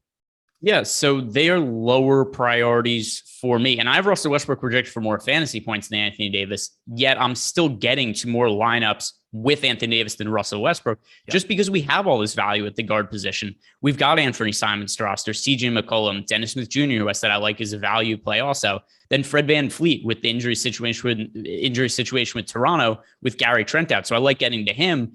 And then you just kind of start to find that, it makes more sense to pay up at other positions, because it's not like I have Russell Westbrook projected to go score 65 fantasy points or anything like that. I think he's about appropriately to a little bit underpriced. And there's just all these guys that are much better points per dollar plays at the guard position. So I'm really looking to spend up elsewhere. And it's not because I have an issue with any of those guys you mentioned. I just think there's better points per dollar plays at the spot. Chat requires perfection. Chat is requiring a verbal apology to Greg Ehrenberg for saying that LeBron James was in when I obviously did not mean that. Good Lord, everybody. There you go. I'm sorry, Greg. I will never do it again, even though I will probably do it at least a million more times that we know each other. You're on notice, but I'm happy to take my victory lap, and we've corrected the record because I'm sitting there. Did I hear what I heard? But I'm also, I'm updating lineups. I'm looking to see if there's an updated ownership. So I go, I'll give Eric the benefit of the doubt. Maybe I misheard. Maybe my ears were incorrect. But of course, no, it was just Eric that was wrong. So we could feel good about that. Yeah, it's just kind of crazy, absolutely crazy here. But yeah, everybody's asking here about where I am too as well. I've got an issue going on in my apartment. This is actually a different room than what I was in before. I was at my buddy's place before as well. We just have some renovations that's going on over at my place as well. And it's just turned into a disaster. But you know what? I'm going to be back at my place tonight. I'm excited to be there. I'll be all tuned in and we'll be ready to go. I didn't know everybody cared about me so much and wanted to keep me so accountable to be on these streams. I still showed up to work today. Did you show up to work today? I hope so. Let's continue on, shall we? To the rest of the guard position we go. I'm going to group this here by percentage ownership here because I want to talk about some of the more popular plays. We got CJ McCollum on the top end as well. That's yet another guard that people are going to want to get to. We've got Dennis Smith Jr. He's down at 3K, 28%. I don't really know what to make of him, but I obviously think he's got to play some minutes. We currently have Dennis Smith Jr. 22.25. He is at the 3K basement. I think he becomes interesting in tournaments to maybe flip-flop a little bit of the Simons, but I just kind of want to side with Simons today. And Fred VanVleet, another guy, 8,700. Talk to me about some of the more popular plays on DraftKings and FanDuel. Yeah, and by the way, we just got a run of ownership that came in a minute ago. So if you haven't refreshed that yet, go ahead and do that. Also, anybody in chat, go do that. Also, I believe ownership projections free today, if I'm not mistaken. Is that correct, Eric? Oh my God, look at you. This is kind of like a tandem host because you're so good at hosting. I'm so okay at hosting, but I'm hosting because, I'm really hosting. Here we go. NBA main slate ownership and NHL projections. So if you want to begin the NHL streaks, which I believe locks in 12 minutes. Yes, it does. How many games was on that slate here today? I don't know. Either way, if you get that free month of Awesemo, the free week of Awesemo Plus Platinum through our Odd Shopper giveaway, you'll be able to have access to everything that we have behind the paywall here for a week. So again, dust off those Odd Shopper skills and jump into a little bit of NHL if you want as well with those player projections. But yes, main slate ownership is free. We're going to be firing off all those numbers and talking alongside them here. But yeah, go check those out immediately. Continue on, Greg. All right. So ownership. Let's go. I'll read off the most popular. By the way, most of the most popular players are guards today. We've got Anthony Simons picking up 63% projected ownership on DK. CJ McCollum, 46. Svi Mykhailiuk is at 42.8. Dennis Smith Jr. mentioned at 28%. Those round out the most popular guards. Also, other players making it. Precious Achiuwa is 41.1% projected ownership. Nurkic at 52%. Those are all the numbers on DraftKings. Over on FanDuel, the most popular players, a lot of the same guys, CJ McCollum, Anthony Simons, Jusuf Nurkic, Pascal Siakam, Anthony Davis now 36% projected ownership on FanDuel. And where does that have Westbrook? Westbrook only 18% at 9,600. I think that's a number to be overweight to the field on. Over on DK now, less than 10% ownership on Russell Westbrook, and Anthony Davis is picking up 21.5% ownership now. Okay. So, I'm going to probably still be getting a little bit over on AD. For sure. We just have so much value, and a lot of it is not at the power forward position. That's kind of the way that I look at it. I want to get up to some of those ceilings. 25%, everybody's under 25% at the power forward position on DraftKings. So that just kind of makes me clear cut say, go get to Kevin Durant or go get Anthony Davis, specifically Anthony Davis for me. So that's kind of what that is telling me. But back to the guard position here. Is there anybody that you're lower on than the field? We keep talking about all the guys we like. And of course, we've got 40 minutes leading up to lock here, and we can talk a little bit after as we talk some jock market here for a half an hour. So stick around. But is there any guard that you're a little bit lighter on than what the field is showing? Fred VanVleet, who once again, I haven't projected really well, but there's so many options now at the point guard position that even though he is a guard that I have, let's see what I have, 20% exposure to Fred VanVleet. Yeah, 20% exposure to Fred VanVleet right now. He's projected for 26.5%. So I'm underweight to him. He's 8,700 on DK with point guard and shooting guard eligibility. I look at some of the other plays that we have available to us from the Toronto Raptors. I like Siakam more. I like Achiuwa more. I like Svi more. And then you just start to get a certain point. It's like, well, am I going to be building lineups with like 5 Raptors players with all the value available to us? And the answer is no. So Fred VanVleet just kind of gets pinched for me a little bit, and I end up underweight to the field just based on that. The price point for him also, and maybe this is just a bias on my part, does it feel to you like there's maybe a little bit of capped upside in Fred VanVleet at what his price point is? Yes, I would say simply because last year is kind of an anomaly. You had Pascal Siakam out for a lot of it. You didn't have Scotty Barnes' existence there as well, but there's no Kyle Lowry that exists alongside him. So you'd think there'd be a little bit of a boost, but that's more of a distribute here. I do think at 8,700 over on DK, I wouldn't call it capped upside, but I do find it hard to look at his ceiling in relation to other ceilings. I mean, we saw a 54.5 game. I'm just going through the box score here in a couple spots. I wouldn't call it capped upside, but what I would say is that there's probably capped usage for him alongside. I like Barnes more, even as a 7K play. I like Pascal Siakam's ceiling a little bit in tournaments. So I'm maybe going that direction, but you don't have OG and Anunoby in there either. I do think that there's some paths for it, but at his current ownership, I think I'm probably with you. I'm looking to short at least somebody at the guard position here. And I think he's kind of a product of me wanting to go all the way up for massive ceilings or all the way down to some savings. So any reaction to that? Yeah, I mean, like I said, I'm underweight to him, and just running through the on-off numbers for the Toronto Raptors this year. You take OG Anunoby and Gary Trent Jr. off the court for the Toronto Raptors, 26.9% usage rate for Fred VanVleet. He scores 43.7 DraftKings points per 36 minutes. And that's right around where I have him projected, low 40s fantasy points. But I'm just getting to a point now where, as I'm still making some updates, looking at the ownership, running lineups, it's just a little bit more ownership on him than I'm comfortable playing. And like I said, there's all these guys that I'd rather roster with so much value available to us now. I'd rather just find the extra space to get up to Russell Westbrook. I'm getting to more exposure to Westbrook right now than Fred VanVleet. And one thing that really changed my mind overall on some of this exposure here is when we got the most recent run of ownership, Russell Westbrook's projected for less than 10% ownership on DraftKings. And on FanDuel, Russell Westbrook is projected for only 18% ownership at 9,600.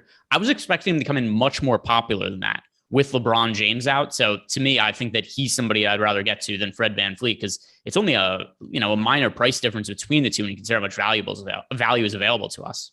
Yeah, and we just got some more, perhaps. Zaire Williams going to be out here in this spot. That is confirmed. That just hit the line there. That's 16 minutes to distribute elsewhere. I don't know really what it does when I like some of the other value here. Jaren Jackson Jr., though, maybe becomes a little bit more secure. It's a high ceiling option, 6,700 there for him. Maybe a couple extra minutes going his direction, but it's always about keeping your hands to himself for Jaren Jackson Jr. for sure. Maybe some Brandon Clark in our lives, or a little bit more Kyle Anderson. Curious to see where the minutes kind of land on that, but any initial reaction to that? I know it's a minor piece of news, but seems like there might be something to extract from it.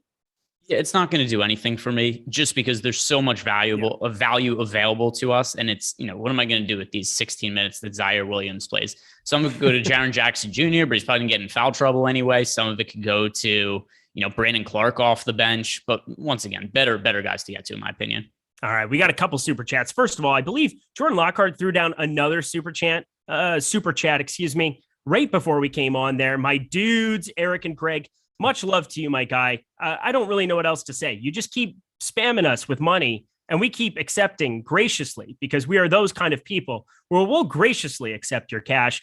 Keep winning it. How about that? And also, card dealers. I never would have guessed that in a million years. I can tell you what you are. You are a collector of dollars. So keep that going. And then another one here, another super chat we have from Aiden Queskin. Who on Portland are you most likely to not roster? CJ, Simmons, Nurk. I can tell you right off the bat, I'm assuming that's Simons. So I'm going to go with Simons instead of Simmons there. I'm going to roster Simons. I'm going to roster a lot of Nurk because of the center position. I think out of the three, CJ might be the guy who's fallen a little bit down for me, just because there's some ceilings that we can get to. Would you have the same answer? I just say get exposure to all of them. There's agreed. There's none of them. I'm overweight to all three of them. They're all really popular, and I still like all of them a whole bunch. It's maybe a little bit reason to be concerned because it's tail end of a back-to-back and it's a pretty easy matchup. So maybe they don't have to go out and play these guys a ton of minutes. But, once again, it's still a spot where there's so much usage to go around, sans Damian Lillard, that I think that all of McCollum, Simons, and Nurkic make for a really good play. So I can't really recommend you fading any of them. I don't recommend fading them either. That's probably the right answer. I always like when you kind of correct it and just say, nope, do the thing where you roster all three. That's perfect. Miami Mike with the Saw picture in the chat there. I don't know if I've ever noticed in Miami Mike had that, but he gave us $5 with no comment.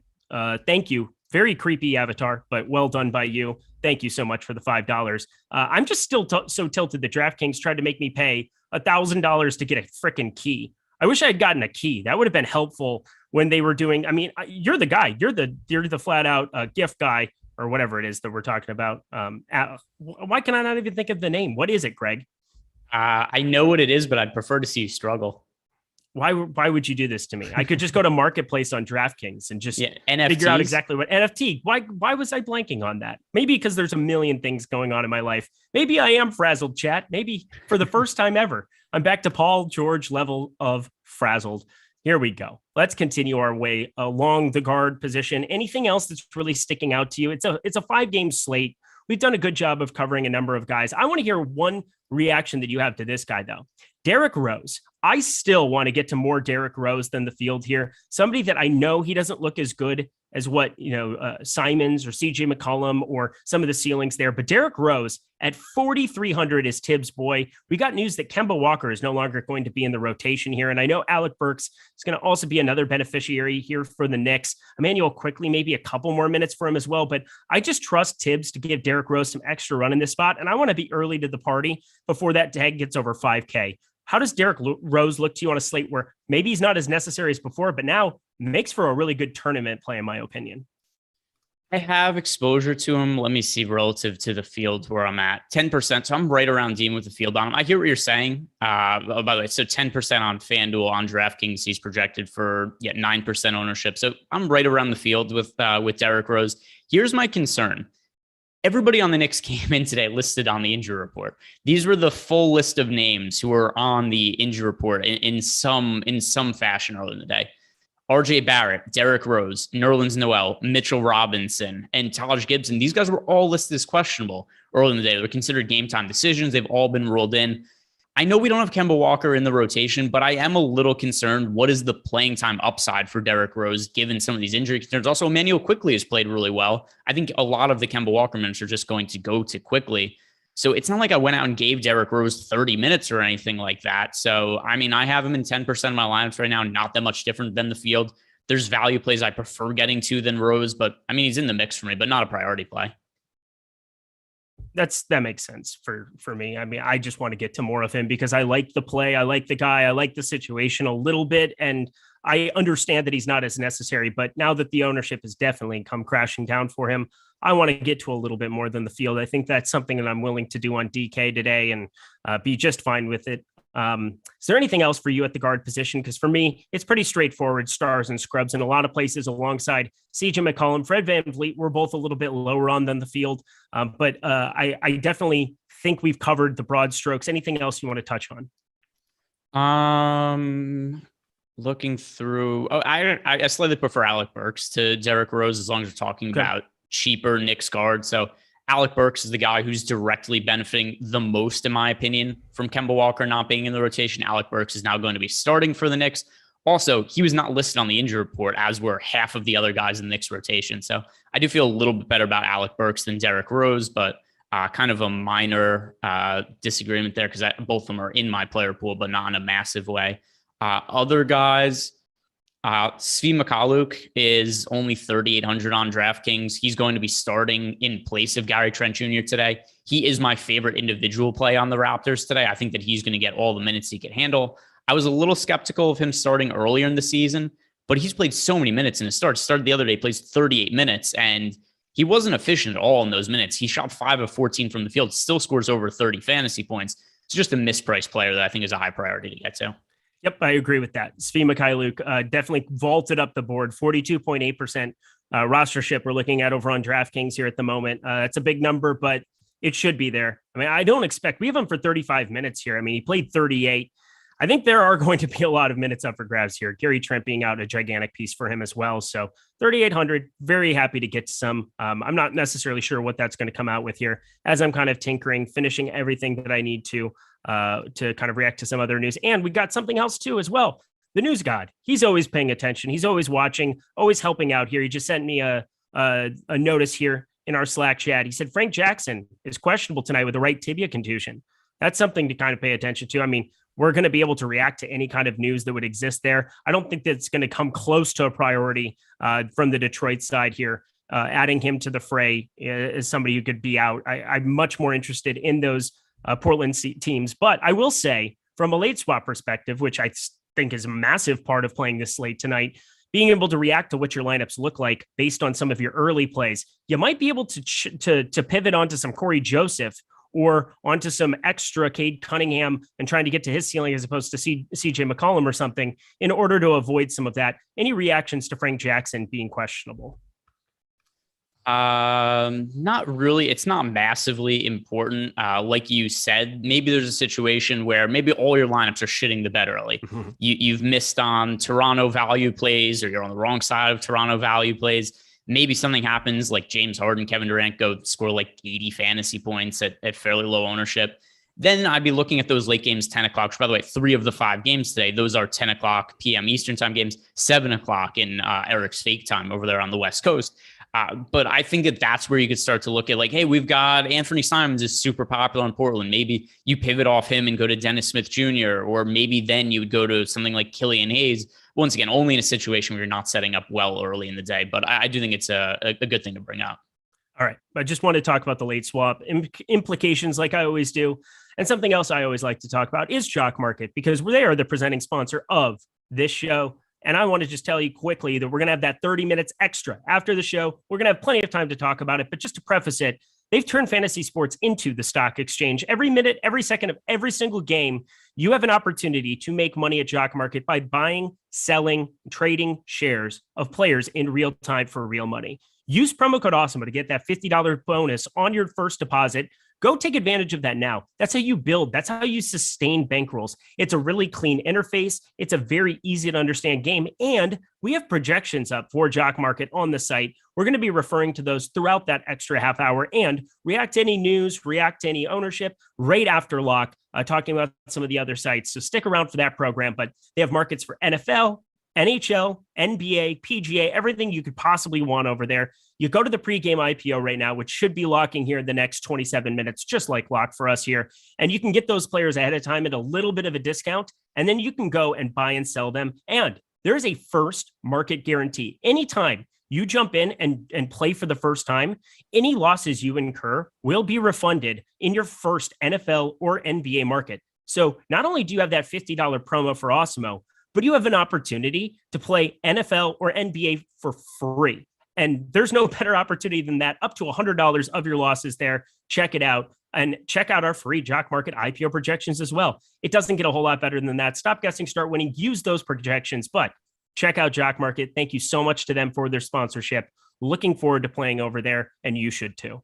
All right. We've got a couple of other ways to kind of be going here. I'm looking at a number of these spots where I want to get to some of these forwards here on the top end. We've got Kevin Durant. We've got Scotty Barnes. We've got Dylan Brooks. We've got a number of these guys on the top end on DraftKings. Who is kind of catching your eye for a spend up at small forward over there? I'm not really spending up at small forward, so the answer is nobody. If you're going to include Scotty Barnes as a pay up option, then I guess he would be the guy that makes the cut there. But there's nobody I'm rostering more expensive than him at a 7,000 price point on DK. I think I'd much rather pay up at forward or center today. Yeah, absolutely. Well, I was talking a little bit about forward there. Sorry if it didn't come across there. I'm just kind of sorting everything here. Kevin Durant, 11,100 up there on the top end. A number of different forward plays we can look to be spending up for. Anthony Davis, of course, also at the forward position here. But Svi Mikhailuk, you can play him at shooting guard or small forward, coming in around 42.8%. I will say ownership's pretty flat. Surprisingly flat at the forward position. I think that makes it an easy clear-cut spot where I want to be paying up to get to some more Anthony Davis, paying up to get to some more Kevin Durant, and kind of finding savings with the Anthony Simons of the world. Things of that nature make a lot of sense for me on this slate. But who are some of the forwards you are getting to the most on this slate? Yeah, so Svi also has small forward eligibility, which makes him kind of easy to get to in that spot as well.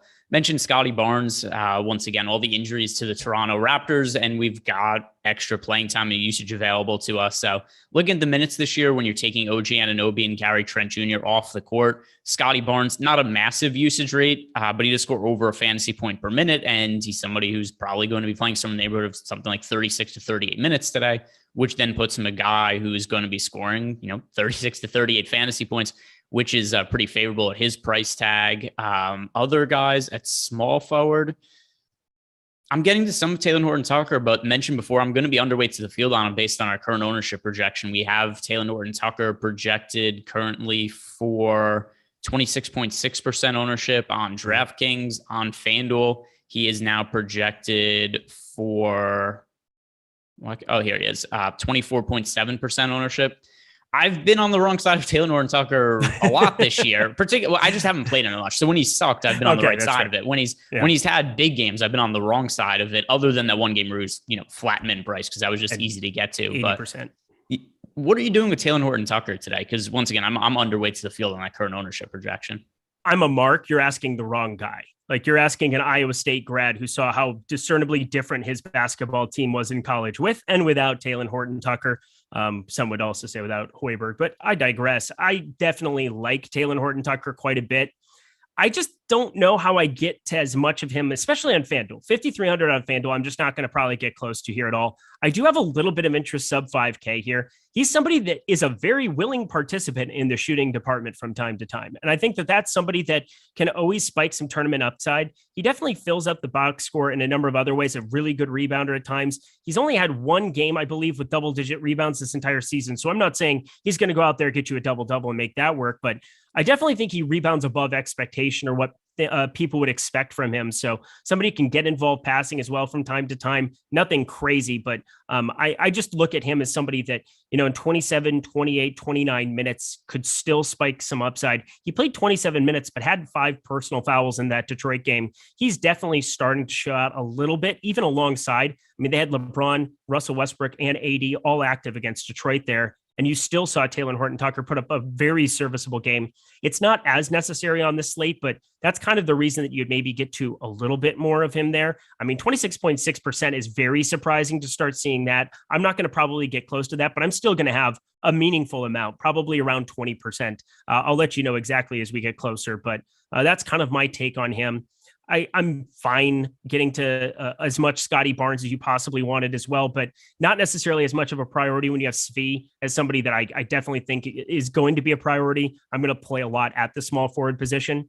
One guy that I do want to talk about too, and I think he's more of a talking point for FanDuel this time around, is Sadiq Bey. A guy that can definitely go out and spike some upside. He's going to be more popular over there, 5,400, but I still think that he stands out as a play that I want to get to on that site. What do you think about him in that Detroit game where we want to start finding other pieces to go alongside Portland just in case, anybody were to fail in that spot? We probably want a Detroit player or two to kind of mix into our lineups as well. Yeah, certainly more of a priority on FanDuel, like you mentioned in DK, 5,800 on DK, 5,400 on FanDuel. And yeah, I think he's a fairly high priority play on FanDuel, although there is somebody priced around him that I prefer on FanDuel, and that's Dillon Brooks. Dillon Brooks only 5,800, and Dillon Brooks thinks Dillon Brooks is the best player on the Memphis Grizzlies. And yeah, I really do not enjoy watching Dillon Brooks play basketball because he plays, I think he's talented, and I've harped on him a lot this year, but he plays so far outside of his capabilities that I just think it becomes suboptimal to have him on the court, not because he isn't good, but because his shot selection is so questionable. Like, you shouldn't have a starting lineup that is Dillon Brooks and Ja Morant, and Dillon Brooks is taking more shots. But that is the case. And now there is no Ja Morant, and Dillon Brooks is not going to be afraid to shoot in this scenario. So this is the usage rate for Dillon Brooks in the last 3 games.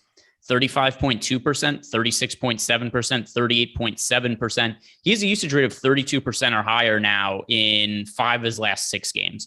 Dillon Brooks is going to take a lot of shots, especially without Morant on the court. So even if I think he's going to be inefficient with those shots, it's really hard for me to ignore that kind of volume at only $5,800 on FanDuel. He's $7,000 on DK, which is more of an appropriate price, but just underpriced on FanDuel. All right, we just got news that LeBron James is expected to miss multiple games. You're the guy that also bet the Lakers to miss the playoffs. Am I correct? Yes. Before the season at, what was the number? It was 13-1 or 11-1. What's it at now? Well, that's a good question. They've looked terrible, even with LeBron on They the look court. horrible. They're not you might hate watching Dylan Brooks. I hate watching the Lakers, and I watch a lot of them because obviously they're on, as I'm kind of winding down from everything, or as I'm finishing up the slate start, I usually watch a lot of those games. I kind of want to get involved in something like that now. You were obviously ahead of the curve on it. I didn't think they were going to be this bad, but now with no LeBron here for a meaningful amount of time, might be something to check out as well. It looks like I'm pulling up. It looks like Lakers futures are off the board now. But yeah, so the number that I had before the season was 13-1 for the Lakers to miss the playoffs, which then you get, Lakers players show and be like, how can you predicting the Lakers to miss the playoffs? By the way, I'm looking down because I'm scrolling through looking for odds, but the odds are off the board everywhere. But it's when you're making a bet on something like 13-1, 15-1, 21, you're not expecting that to be the outcome. It's just, I think that there's a 10% outcome on something that has implied odds of like 8%. So therefore I think there's value, but I don't think this massively changes the Lakers odds to miss playoffs because we're talking about like 3 games or something LeBron is going to miss. And so it's going to be, I think 10 days is the COVID protocol, or if it's a false positive, he has the opportunity to return 2 negative tests in back-to-back days and get back to action. But I mean, like, these 3 games is going to be make or break for the Lakers. I don't think so. What actually I think impacts the Lakers more than anything is how long is Morant out, because the Western Conference really sucks at the bottom this year.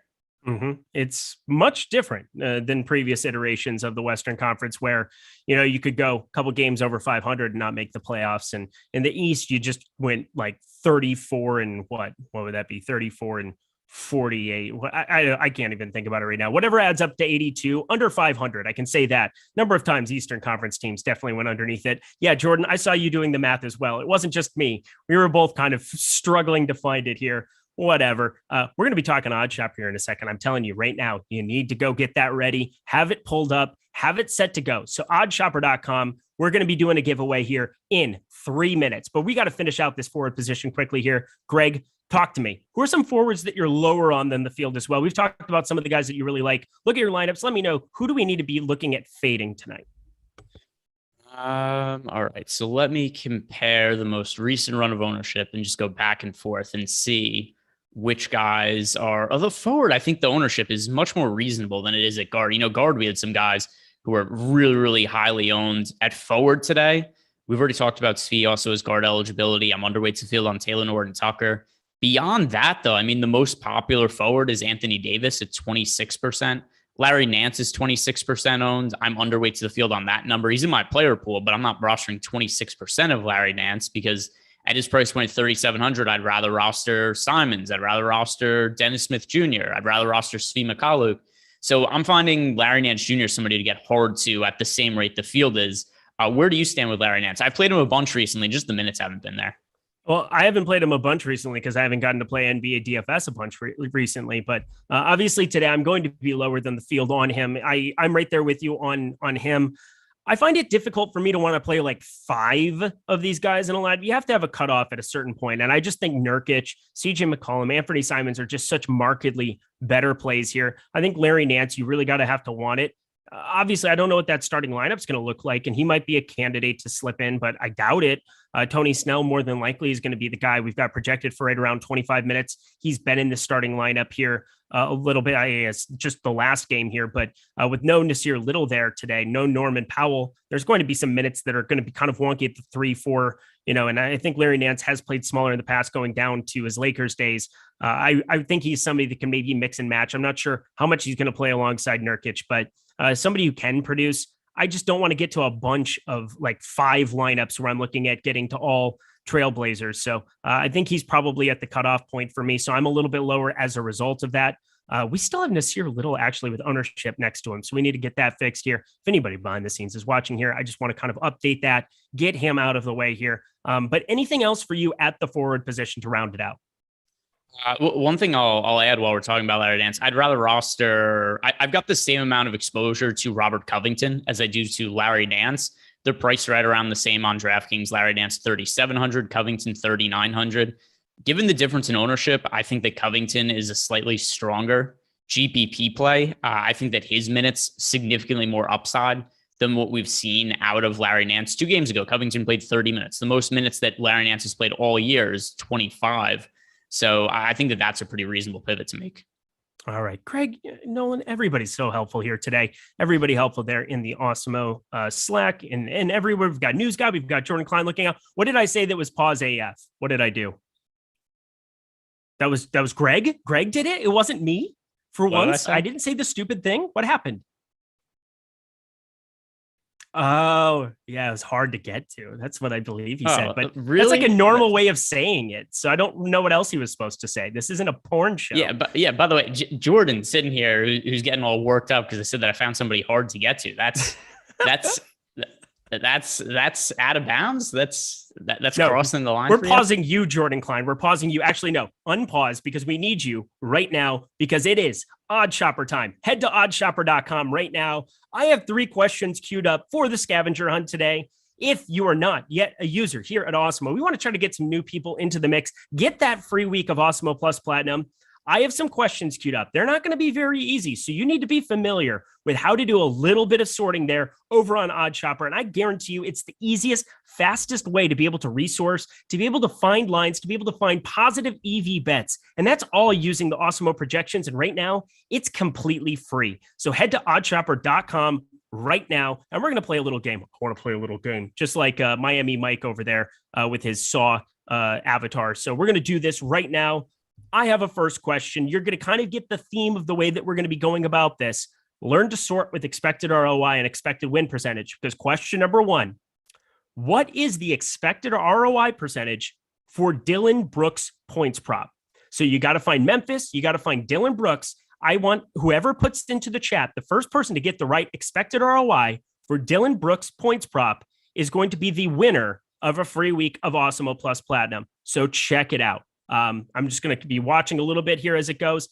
People are just guessing numbers. Don't just guess numbers. Throw out the number that you think it is here. I'm waiting for the first person. Dillon Brooks would just pick like 48 points or something egregious because Dillon Brooks loves Dillon Brooks. But while people are answering those questions, we did get a super chat. We got a couple of super chats in here. So I'm going to get to those. I see your super chat, Aiden, and I see the other super chat that we got from Corey Bomber. So in between the next question, when somebody gets it, I'll read off the answers to those super chats, but any correct answers yet there, Eric? No, I don't see anybody. The expected ROI percentage for Dillon Brooks points prop. I don't see it yet. Are you saying the over or the under? What I'm saying, what is the expected ROI percentage of it? There is an exact number. For the over or the under, though? Yeah, for the under. It's going to be the one that's the most advantageous. The most advantageous Dillon Brooks points prop that exists. The one at the top of the expected ROI board. We are looking for, I don't see the right number here yet. I'm looking. Is there a 30? Do we have a 30, Jordan Klein? Somebody just type 30 for the love of God. Somebody put 30 in there so that we can move on to the next one. I don't see it. Nobody typed 30. I think the Dillon Brooks prop was taken off the board when Zaire Williams got hurt. So it's not up anymore. All right, cool. Well, I just went and searched. We've got 2 more here for it. I'm refreshing. Again, I did this specifically as close to lock as possible, just in case certain things wouldn't get pulled off the board. And of course, Zaire Williamson is the thorn in our side that screws it over here. All right, we'll throw in another one here at the very end of the show. So you'll have to stick around for the jock market. And we'll do a number. We'll do the third one at the end of the jock market segment. So that's a little incentive to stick around to get that free month. Now everybody's just typing 30. That's great. That's fantastic. All right. Real quick, because we only have 11 minutes left, so I want to make sure I answer these super chats before the end of the show. Because of 30. Yeah. So I remember them off the top of my head though. Beautiful. One was from Aiden Queskin was asking how many minutes we're expecting Cody Zeller to play tonight. I gave Cody Zeller 15 minutes, not enough to make him a viable play. I think that when you look at Damian Lillard being out and Nasir Little being out, Norman Powell also being another guy who's out, I don't think Cody Zeller benefits from that. I think there's other players from Portland who benefit more. The other question was from Corey Balmer. I believe his question was, is Chris Paul a viable pivot off of CJ McCollum? I have a little bit of exposure to Chris Paul, but I'd rather just play CJ McCollum. Jordan Klein, don't type 30 in with everybody else. What are you doing? You're working for us. This is stupid. Everybody hit that like button as well while you're at it. If you guys can all be typing in the chat, you can hit the like button. If you can dodge a wrench, you can dodge a ball. There we go. I'm looking now. Question number 2. We're going to fire these up quickly, Jordan Klein. What is the expected win percentage for Saddiq Bey's 6.5 rebound prop? And we're looking at the over. It's actually changed to 5.5. I just refreshed it here. So 5.5 is the number that we're looking at here now. What is the expected win percentage for Saddiq Bey's 6.5 or now 5.5 rebound prop? The one that's going to pop to the front of the expected win percentage. I'm looking here right now. Let's see. Jordan to produce some game show music. You know, he's so talented with all the other music he makes, but he's never made any game show music. And I'm here. I'm animated. I am literally a game show host doing this show. I'm just like, da-da-da-da. We could get some prices right going a little bit, little something here and another. What the F is Lindquist? It was 0 or -5 on Sugar House. No, it was not that. We're looking for what the expected win percentages. Well, it was ROI percentage before there, but expected win percentage. Let's see. Do we have anybody? Colin Kelly typing 30. God, now I'm getting trolled by everybody who works here. This is fantastic. I mean, this could not get any better here for me. The correct answer is 62%. Do we have a 62 in there by anybody? I'm assuming we got to have at least one there. I'm going to just give it to whoever put in 60 there. That's going to be the closest one here. It's not 62. Closest. Ben P. This isn't a horseshoe. 62%. 62. Ben P. He's got the little Awesemo avatar next to him. Congratulations, Ben P. Hit up support@awesemo.com. You just got yourself a free week of Awesemo Plus Platinum. Congratulations. You got it in there, obviously, before it could have updated. I mean, there's a little bit of a lag here on YouTube. Last question, and then we have 8 minutes for lock. We're going to talk some center quickly. Which Golden State Warrior player has the highest rebound expected ROI percentage, and what is it? So it's a 2-part question. I need to know which Golden State Warrior player has the highest expected ROI on their rebound prop, and what is it? So I need to know what that prop is and which player it is. So you need to answer both parts of that. Simply go to Golden State Warriors, sort it, be able to look at that and see what that expected ROI is. Aaron Davis. That is wrong. Oh, well, I tried. You just threw out a guess, just like everybody else would just throw out a guess. So Yeah. we got a 2-part question to that. So which Golden State player has the highest rebound expected ROI percentage, and what is it? Throw both parts of it in. Obviously, you're just throwing out numbers. So if you're throwing out numbers, you're not actually doing the exercise. So I need you to go to oddshopper.com and fire it up alongside everybody else here. That's the only way you're going to win. Otherwise, you're just typing in percentages. Dave DeRemer, I expect more out of you. Go ahead. What's happening? There he is. Yes. Lavish Live. W. Awesemo. Yeah. I absolutely love that. So we got that one finalized there. Golden State, as I'm sorting it here, expected ROI percentage. Yeah, Steph Curry there. That is the answer. We got it. So Jordan Klein, make sure he gets that Awesemo Plus Platinum, a free week as well. And at the end of the Jock Market segment, we're going to add one more. Thank you so much for everybody. So much chat involvement. Head over to oddshopper.com. Get used to those tools because you have one more opportunity coming up at the end of this program. But we got 7 minutes here left, Greg Ehrenberg. Let's talk a little bit of center here to round it out. And that conversation starts and it begins and ends here with Jusuf Nurkic, Precious Achiuwa. Are you going to be over or under the field on those two cats? Nurkic so Nurkic is so popular. I think he's a really good play. You have to play him in cash games. But I think I'm going to ultimately end up being right around the field with Nurkic. It's just so much ownership going to him. Don't have an issue with it per se, but maybe a little bit of concerns with his playing time just because the playing time has been so up and down. It is the tail end of a back-to-back. Nurkic is the center that I overall have the most exposure to, but once again, still right around even with the field. Precious Achiuwa also, I think, is a really solid option today. Only 4,400, all of the issues that the Raptors are dealing with. Also, by the way, you were talking about some of the props that we have over at OddsShopper. There's a bunch of them that look really good for Precious Achiuwa today. His rebound prop over 7.5. We have that winning 72% of the time. Another one, his points prop 11.5. We have the over winning on that 63% of the time. So I think there are some props that make sense for Precious Achiuwa as well. But cash games definitely want to play him on DK. Easy enough. You go with Nurkic and Achiuwa. I think Achiuwa in the center spot, Nurkic in the utility spot, just because of the times that those games start. But I think those are overall the two best center plays on the slate. And then you could also talk about, Anthony Davis, who's going to be really popular on FanDuel, a little less so on DraftKings. And then Pascal Siakam, I think makes sense to get to as well because of all the guys that are out for Toronto. All right. Sorry for everybody there that's still throwing in Draymond, Steph Curry, everybody else. They're all your other guesses. We already got a winner on both of those. So we will hit that up here again at the very end of this segment. I'm getting my lineups in because nobody wants to watch me melt down. As much as Terry McBride has said earlier, don't worry. I saw it. Don't worry. I see everything. He said everybody likes to watch me melt down. I don't think that that's true. I think they like to watch me be animated and care about all of the things that I'm talking about. I believe that's what I'm going to tell myself because I don't want to actually know the truth or face the I like when you cry. It's not nice. Yeah, I like when you cry. I would say what it does to me, but then Jordan would tell me to pause, and it would be a whole big thing. But yeah, it's wow. No, but it's I so dark and yeah, weird. I enjoy when you get upset. Man, just it's like the aroma of salt or something. I don't know, the salty tears. I'm just a little salty. Whatever. I don't get it. What a weird segue, Greg Ehrenberg, but yeah, I'm here for it. It's like Cartman. Oh, your tears taste so good when he feeds Eric Tenorman's mom to him. Yep, that is very specific as well.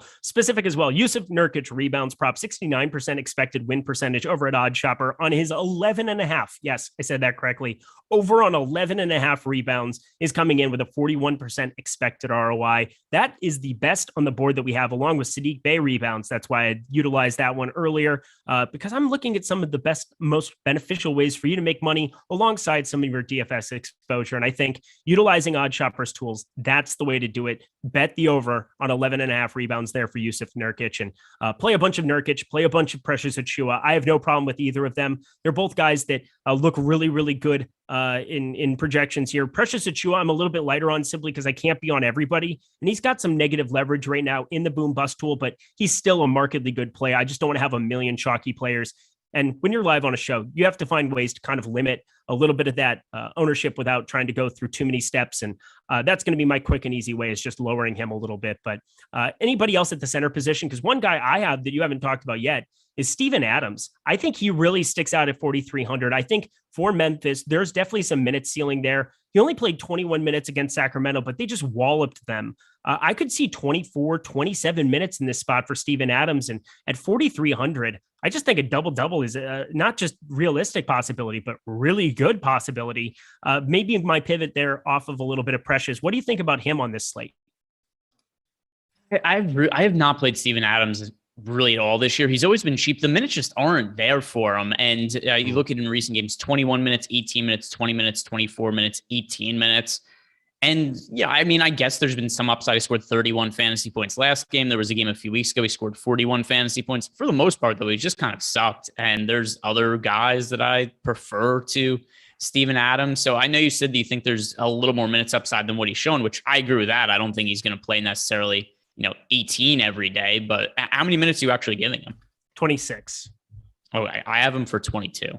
Oh, okay. So you're on the low end. I'm on the high end a little bit. And that 4-minute difference is the reason that I'm getting to him and you're not. And that's one way to kind of express to other people there who are watching at home. It's not just like, who's this player or how's this play? I mean, the way that you find those minutes is such an important part. And for me, I'm just looking at the blowout there. I'm looking at not having, it's not John Moran issue. It's not really anything like that. But for me, it's just somebody that I think certain matchups are going to lend to Steven Adams being out on the floor quite a bit. Against Toronto, there's no big, they don't have Alex Len like they did before. They don't have Jakob Poeltl in years past like they had before as well. No true center there, but I still think Steven Adams can be effective in this spot. Even if he doesn't close, I think there's a path for him to 24 minutes. And I think that that's good enough for me. I'm going to get to a little bit just to try to get a little bit different at center. Last guy to bring up here, 1 minute, Lamarcus Aldridge, really positive in the boom bust tool. Somebody that I'm a little bit over his 20%. I had no idea that he was even playing that well, but I got back from Hawaii and bang, he's had some upside games. So throw him into the mix, but go ahead. What's up? Oh, super chat from Darren Unger. FanDuel Cash. He's asking, Fred VanVleet, Brooks and Siakam, or Westbrook, Barnes, and Precious Achiuwa. I would lean towards the Fred VanVleet, Brooks, and Siakam combination. I would as well. I mean, Precious, I think, you're playing him alongside Nurkic and Cash probably, but, I think he could probably be the fourth addition to that. I don't know. It depends on what else you're getting there at center. Not a necessity, but that is going to be it. We are officially at lock. Greg, anything else to kind of say about your lineups here before we move on to the jock market segment?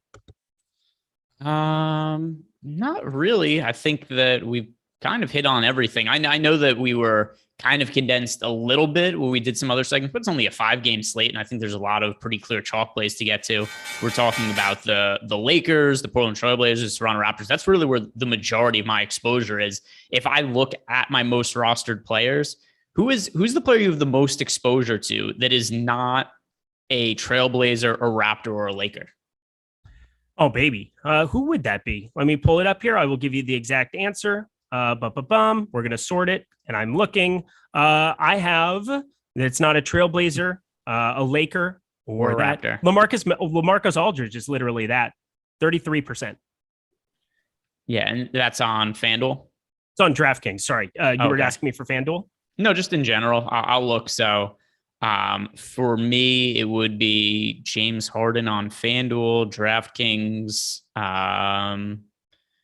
Sadiq Bey. But once again, it's not even that much exposure to him. It's just I have so much exposure condensed around those teams. All right. Well, that's going to kind of do that. Sorry, the freaking air just turned on here and it just got really, really loud. Can you hear this at all, Jordan Klein? Is this distracting? That's perfect. Just wanted to double check and make sure because that would be distracting to be talking about while we're doing Jock Market here. God, am I excited to just be back and have everything be normal for like a day. That would be awesome. Very much looking forward to it. But Jock Market, it is not normal how player friendly they have been here with some of their promotions, specifically promo code Awesemo. That gets you a $50 bonus on your first deposit. Utilize that here now for NFL and NBA. And they also have NHL markets as well alongside PGA. Definitely take advantage of that now. But $100 first market guarantee there. Your first NFL or NBA market, you have the opportunity to get everything refunded for your losses alongside that $50 bonus promo. So deposit 50, get the $50 bonus, and then you're going to have $100 coming back to you. It doesn't get a whole lot better than that. Plus free Jock Market projections that we're going to be discussing here right now as we get going. And it doesn't get a lot easier than this. You pull them up on the screen here. We've got Jordan Klein behind the glass, the best producer in the game, named Jordan Klein, bar none. Even though I can't necessarily say his name, take advantage of that. But I'm looking at some of these projections here on the top end. And is there anything right before we get into some Jock Market that is sticking out to you? Somebody that you want to get invested to? I'm pulling up the app right now, and I'll have to compare it to what some of the current asking prices are. And then I'll have a better answer because I was not really looking at this while we were on the show. All right. So I'm pulling up our fair IPO projections. I've got the Jock Market app up. I've also got the basketball games open on my computer over here. So Knicks Nets is underway and Raptors Grizzlies looks like has not tipped off yet. Do we care which game I put on my second screen? Well, I'm going to assume more people are invested in Toronto. So we should probably pull up that. Just waiting for it to start. Knicks scored the first bucket of the game. Evan Fournier. All right. Jock Market now. That game started already? Yep. It actually started almost right on time. Holy Crazy, crap. right? Are you kidding me? National TV what game. What planet too. are we on? That's not real life. Evan Fournier bucket. Yeah. As you said, I got that pulled up. You put up the Memphis Toronto game. I mean, that's going to be something that I want coming on in here, but I'm looking at this 1.6K people here hanging around afterwards. Hit the like button for us as well as we're starting Jock Market, talking about some of the projections here, but Greg's pulling that up. I'm pulling it up as well, but Jock Market's so easy. If you join that pregame IPO phase, you're going to have such a great opportunity to be able to invest money and have some players that are ready to go here that you could sell at a little bit of a markup and immediately lock in a profit. If you see somebody get a quick 2 fouls, you could sell and buy out of your players then at that opportunity. If you see somebody get injured, you can kind of react in that news as well. That's why it's so beneficial to be watching these games, just like Greg and I are going to be doing here as well. RJ Barrett, defensive rebound, then he makes a layup here. Somebody that if you're looking at, he's already got 2 points, 2 rebounds, and maybe somebody to give a little bit of a bump to. And if you had a cheap price there over on Jock Market, might be somebody to kind of invest in a little bit early here. But just looking at the projections here from the get-go, Greg, anything really sticking out to you? So I think we should talk about how the scoring works at Jock Market and how there's negative fantasy points for missed shots. So that's why you look at Jock Market and there's somebody like Jusuf Nurkic, who we have projected with a fair IPO price of $11.60. So right away, I look at Nurkic and I see that he has a asking price of $9.90 per share. So I'm going to buy some of those, or let's see if I'm able to, just because of the way the scoring works on Jock Market. I mean, already as is, we think he's a really favorable play on FanDuel and DraftKings. But I think even more so on Jock Market, just because of the bonus that we're getting, or not necessarily bonus, but the fact that you got guys around him like Russell Westbrook, Fred VanVleet, who are going to get negative points for missed shots, whereas that's something that's not going to be an issue as much for Nurkic. That's a great point. I'm glad that you brought that up. A big part of playing at Jock Market for sure. A big part of how the projections work. Some volume shooters that might be able to get there in DFS from day to day, not always going to be the most beneficial guys if they're off over on Jock Market. No question about that. So utilize those projections right now here. But I'm looking at some of the top end players that we've got on this slate between some of the studs.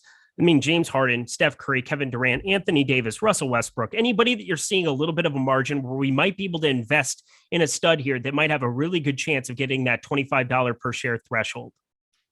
Well, let's see. First of all, what's going on is there anybody off to a weird start in the Knicks? It's only a few minutes in the Knicks Nets game. Although with that said, we're a third of the way through the first quarter, only 7 points for the Nets. Somebody just hit a shot. Who was it? James Harden.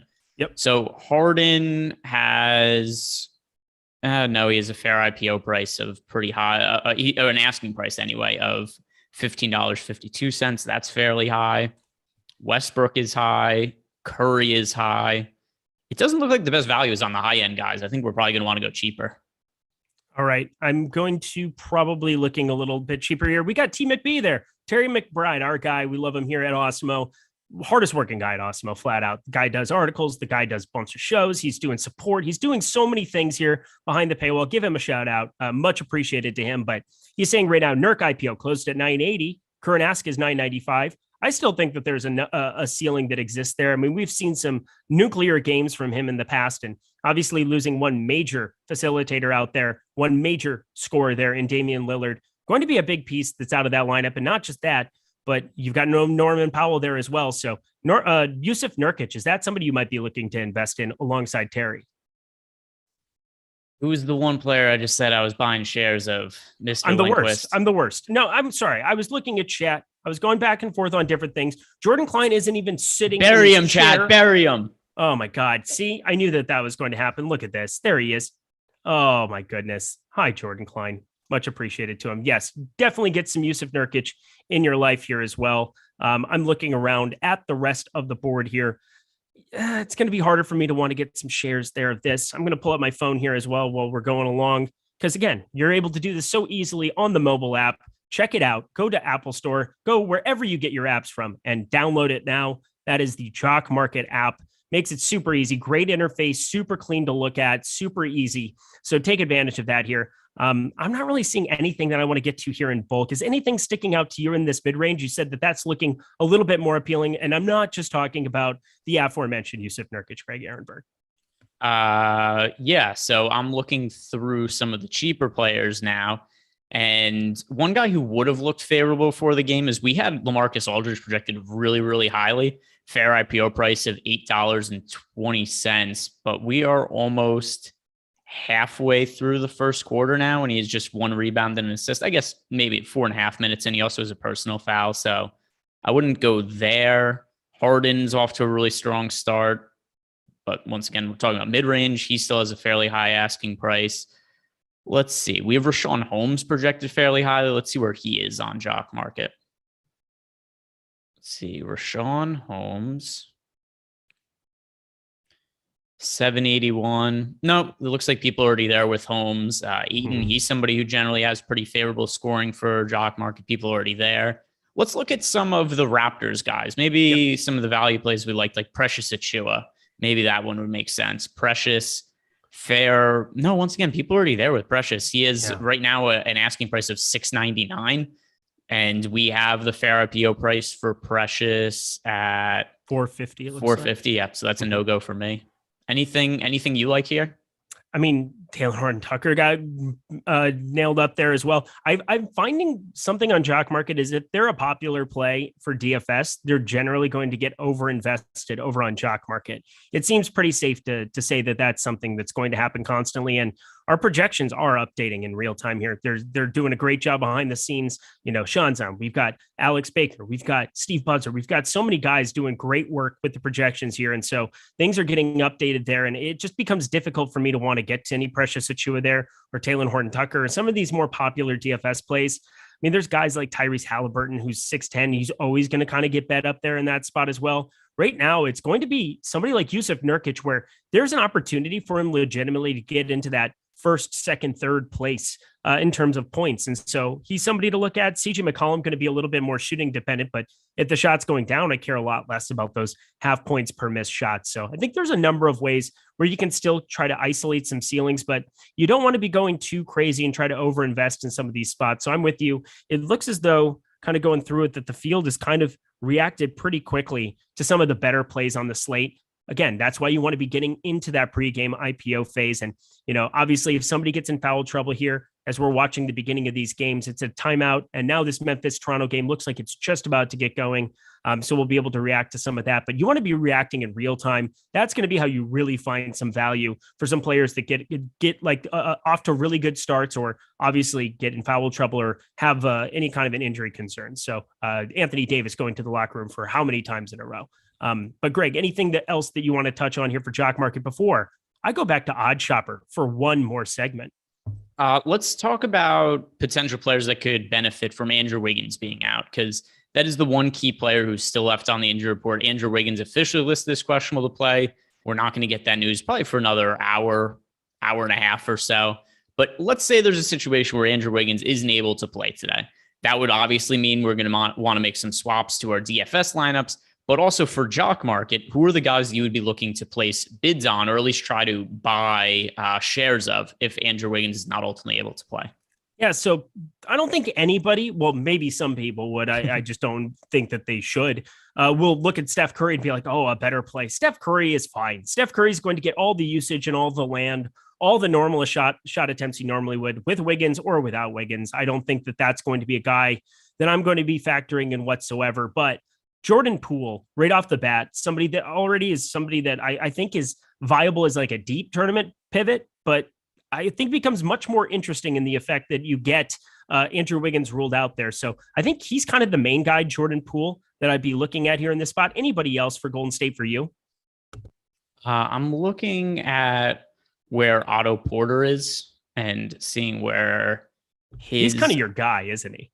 Not really, but never mind. 3.9. I was just looking for somebody who was like, maybe there's somebody here with like a $2 asking price who I would see as more favorable. Otto Porter, $3.93 is the asking price on him, so that's a no-go.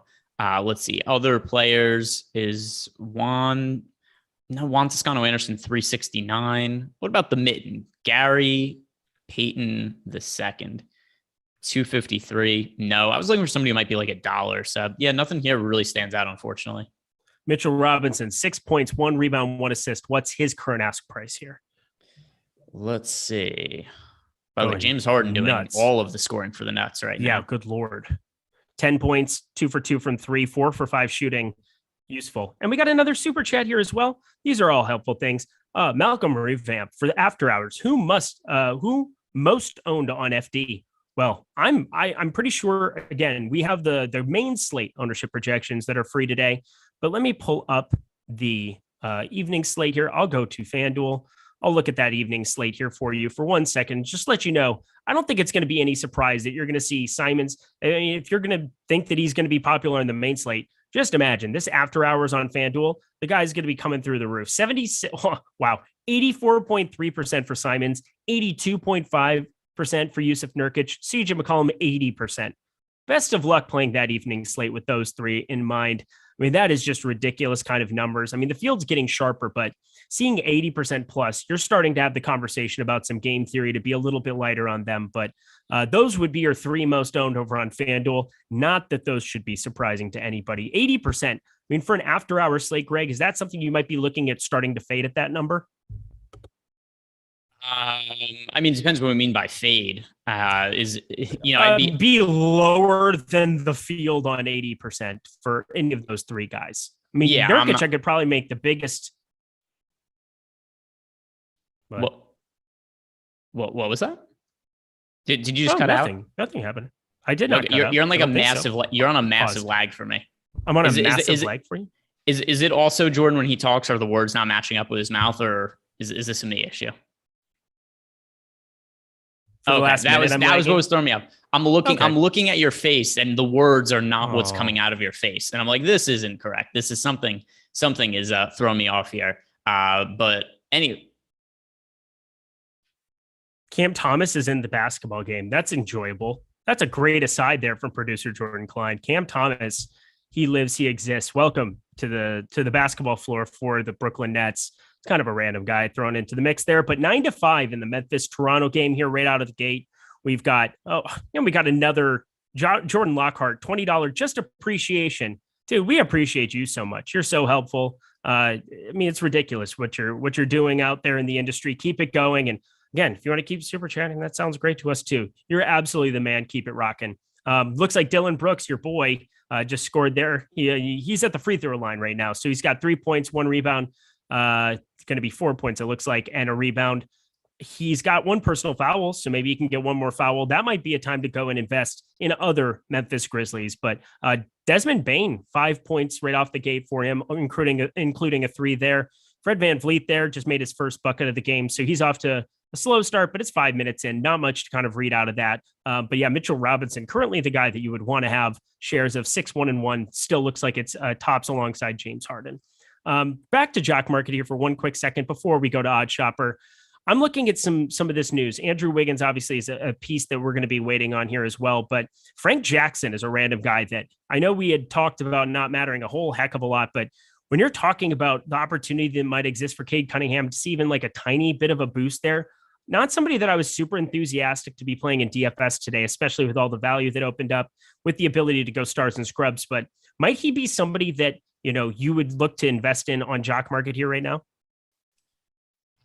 We would need Frank Jackson to be out, but then even then, you said Cade Cunningham, correct? Yes, Cade Cunningham. Yep. So here's the issue with Cade Cunningham also, as far as Jock Market scoring goes. He's been so inefficient shooting the ball this year, and I talked about it before about how the scoring on Jock Market, negative points for missed shots. So we only have the fair IPO price for Cade Cunningham at $5.70. And I think a lot of it is just because of the demerits that he gets in projections because of those missed shots. So Cade Cunningham, let me see what the fair IPO price is for him, or what the asking price is. The asking price for Cade Cunningham, which would help if I could spell his name, $822. There's no way I want to go anywhere near $822. All right, that's fair. But again, be paying attention to Frank Jackson, and you're going to be able to react to in-game how Cade Cunningham's playing as well. So that's going to be something I'm looking at. We had somebody ask which state I'm using. That's a great question for Odd Chopper. It defaults to New Jersey. So I always kind of go to New Jersey for some of these main questions, but that is a great one. We have Arizona, Colorado, Connecticut, Illinois, Indiana, Iowa, Louisiana, Michigan, New Hampshire, Pennsylvania, Tennessee, Virginia, Washington, D.C., West Virginia, and Wyoming, all supported at Odd Chopper. That's a ridiculous amount of states that have legalized sports betting. Check those out if you're in any one of those states, but New Jersey is what it defaults to. So therefore, that's what I'm going to do for this final Odd Shopper segment, which I think I should just do right now while we're talking about it here. Last piece of the scavenger hunt here. I want you to let me know whether Russell Westbrook or Anthony Davis have the higher expected ROI on rebounds and what that expected win percentage is. So expected win percentage, who has more, Russell Westbrook or Anthony Davis, and what is it? Go ahead and fire that up. You want to be sorting by Lakers? Again, New Jersey is the state that we're utilizing for it. But considering they're both studs here on the slate, I thought that they made for a good talking point. They also have props that are just booming right now, but for the unders. So we want to be utilizing that. Which one has the highest expected win percentage between Russell Westbrook and Anthony Davis in terms of their rebounds prop? And what is it? I'm taking a look here. First person gets, let's see. Oh, close. There it is. Russell Westbrook, 76%. Scott Vetter, you have won. Congratulations. That was so fast. Jordan Klein, Cam Thomas is not heating up. I don't care about Cam Thomas. We're not talking about Cam Thomas. He doesn't matter in my life right now. He told you. Oh my God. Why did you just told me Cam Thomas is going to come out and hit 1-3. Congratulations. You're a genius. But no, he is in 4 minutes. Cam Thomas is a 3, a steal, and an assist. He is on fire. Jordan Klein was right. Eric Lindquist was exactly. Eric Lindquist is wrong once again. Oh my God. Jordan very wins. aggressive, Jordan Klein. Nobody else can hear what he just said, but it was very mean and hurtful. And I'm probably going to tell somebody after the show. HR, erroneous on all counts. But Scott Vetter, congratulations. Westbrook 76 is the right answer. Hit up Jordan Klein here in the chat or support at Awesemo. We've got T McBee there who's watching alongside us. He's going to be able to be helpful as well. So check out that prop, or sorry, not check out that prop. Hit him up right now. Get that free month of Awesemo Plus Platinum. Congratulations. And thank you so much to everybody for playing along today. You guys absolutely crushed it. We had more interaction than I was anticipating on that first one. It was a little overwhelming. And when I get overwhelmed, things happen and it's not fantastic television or it's really good television. I'm not sure which of the two. Memphis is up 16-7, just like everybody expected there. Desmond Bane, 7 points, 1 assist. We've got 4 points, one rebound for Brooks still. Adams, 2 points, 1 assist, 4 rebounds. My guy, Steven Adams, off to a nice start here for this game. Hopefully he can keep that going here. But back over to Jock Market here for the last 9 minutes. Greg, we're watching these games live. What are the kind of things you're looking for? I mean, I had kind of touched on it a little bit where we have we react to foul trouble. We react to how a player's playing, react to their rotations. Is there something you specifically do in your process that you're really paying attention to while watching the games live that would make you want to invest in a player or shy away from investing in a player? Kyle Anderson checked in to play point guard for the Grizzlies pretty early. And let's see. Just got a block. Yeah, what is his IPO price? This is just a lot. This is fairly early for him to check in. So let's see. Where is he at on Jock Market? Kyle Anderson. He has a fair IPO price. This is pretty high, $4.54. Kyle Anderson, our projections was, where are you? Oh, here. No, never mind. 280. So yeah, I wouldn't get to Kyle Anderson here anyway, but just something kind of interesting to keep an eye on. Maybe something happens where somebody asks for a much lower price for Kyle Anderson, and it looks like he could potentially play more minutes today. So that would make him a little more appealing. Mikey B. Eric, I was wrong about Cam Thomas Lindquist. That's me. That's my name. Don't wear it out. As if I don't have enough nicknames. Everybody spam my nicknames in chat. I want to see my nicknames in chat. I have a zillion of them. Let me know your favorites. And I saw Jordan Klein get really enthusiastic, so I'm not excited about this anymore. This might have been a bad idea, but again, we want to keep the interaction going here. 761 of you hanging out here with us as Greg and I talk some Jock Market here, a little bit extra.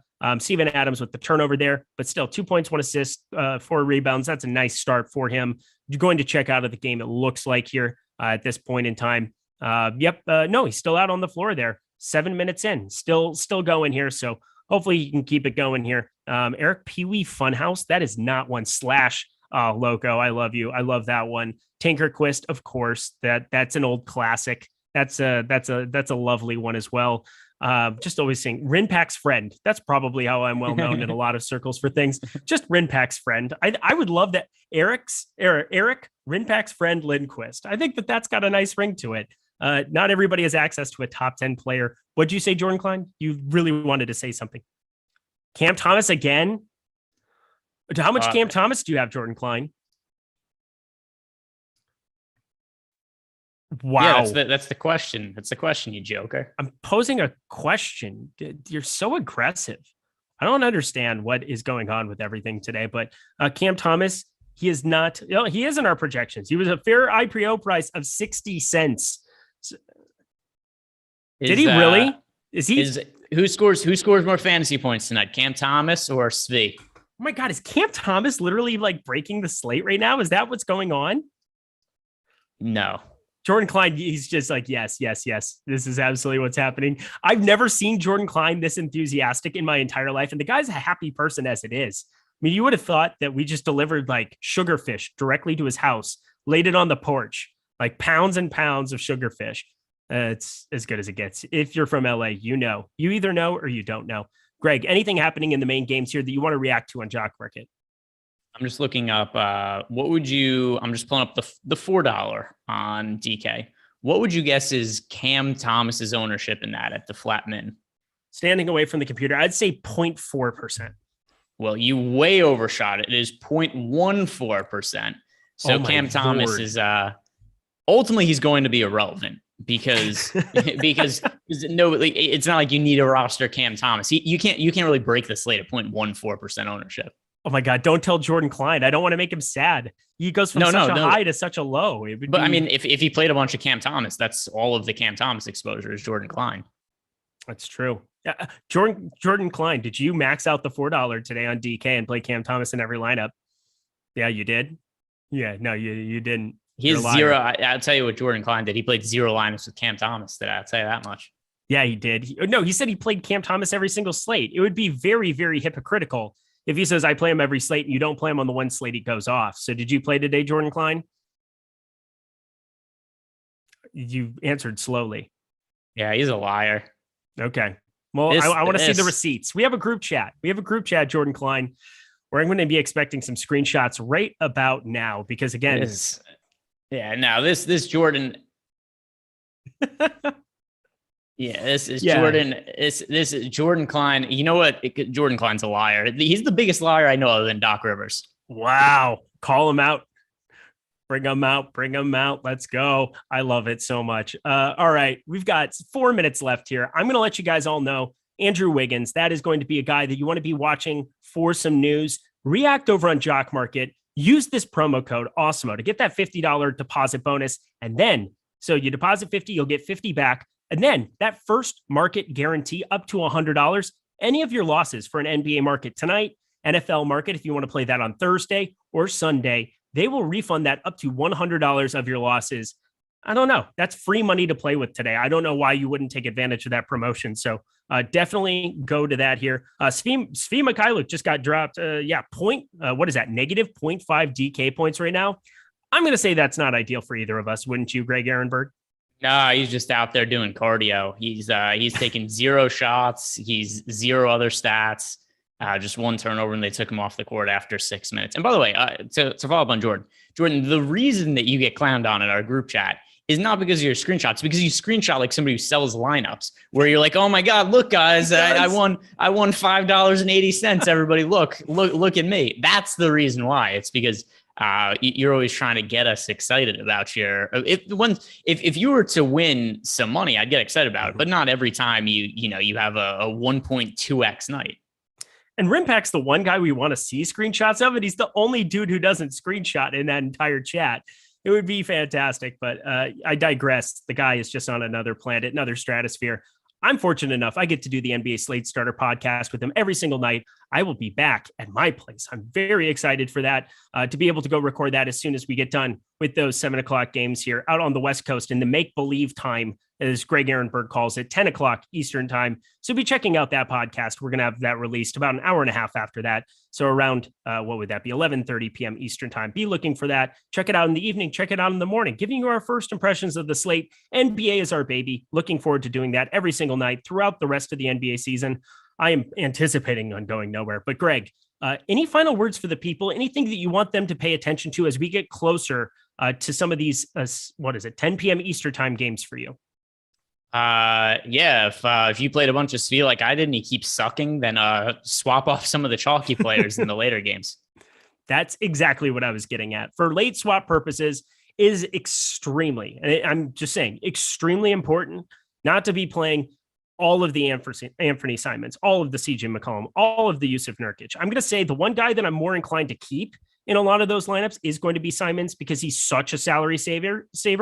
CJ McCollum could have a bad shooting night and you can go to some other guys. I'm more inclined to try to make those kind of pivots, especially because we do have some decent enough 7K value. We've got Jordan Poole, who could be a markedly better player there if we have the opportunity to have no Andrew Wiggins on the floor there. He's a little bit cheaper. You can kind of make some things work to navigate that. So react to how your lineups are doing. If you played Svi, I'm so sorry. There's still a lot of time left for him to possibly get this back, but not looking great here from the get-go. So be reacting to how your lineups are doing live, but on Jock Market especially too. Be ready to pounce on any kind of news. Be ready to pounce on how players are reacting to those foul concerns, to those injury concerns. All going to be very profitable. But as we kind of tie everything together here, any final words for the people? Greg Ehrenberg. No, I'm just watching the Grizzlies Raptors game here. The Grizzlies backup center, whose name I believe is pronounced Santi Aldama, he was just scratching his balls. So that was kind of interesting. 1916 on my screen. And let's hope that Svi gets back in the game at some point. It doesn't suck. Let's hope he does. Hey, thank you so much to everybody for hanging around after lock here with for this half-hour Jock Market show. Thank you so much to Jock Market for their sponsorship. We love their product. I know you need to check that out with promo code Awesemo. Get that $50 deposit bonus. Thank you so much to Jordan Klein, producer behind the glass there. Thank you so much to everybody for their involvement, whether it was just spamming the number 30 in chat or throwing out my nicknames. We had an absolute blast with you today. He's Greg Ehrenberg. He's the man. I'm Eric Lindquist. I'm a simple man. We'll see you guys later. I'm very confident in that.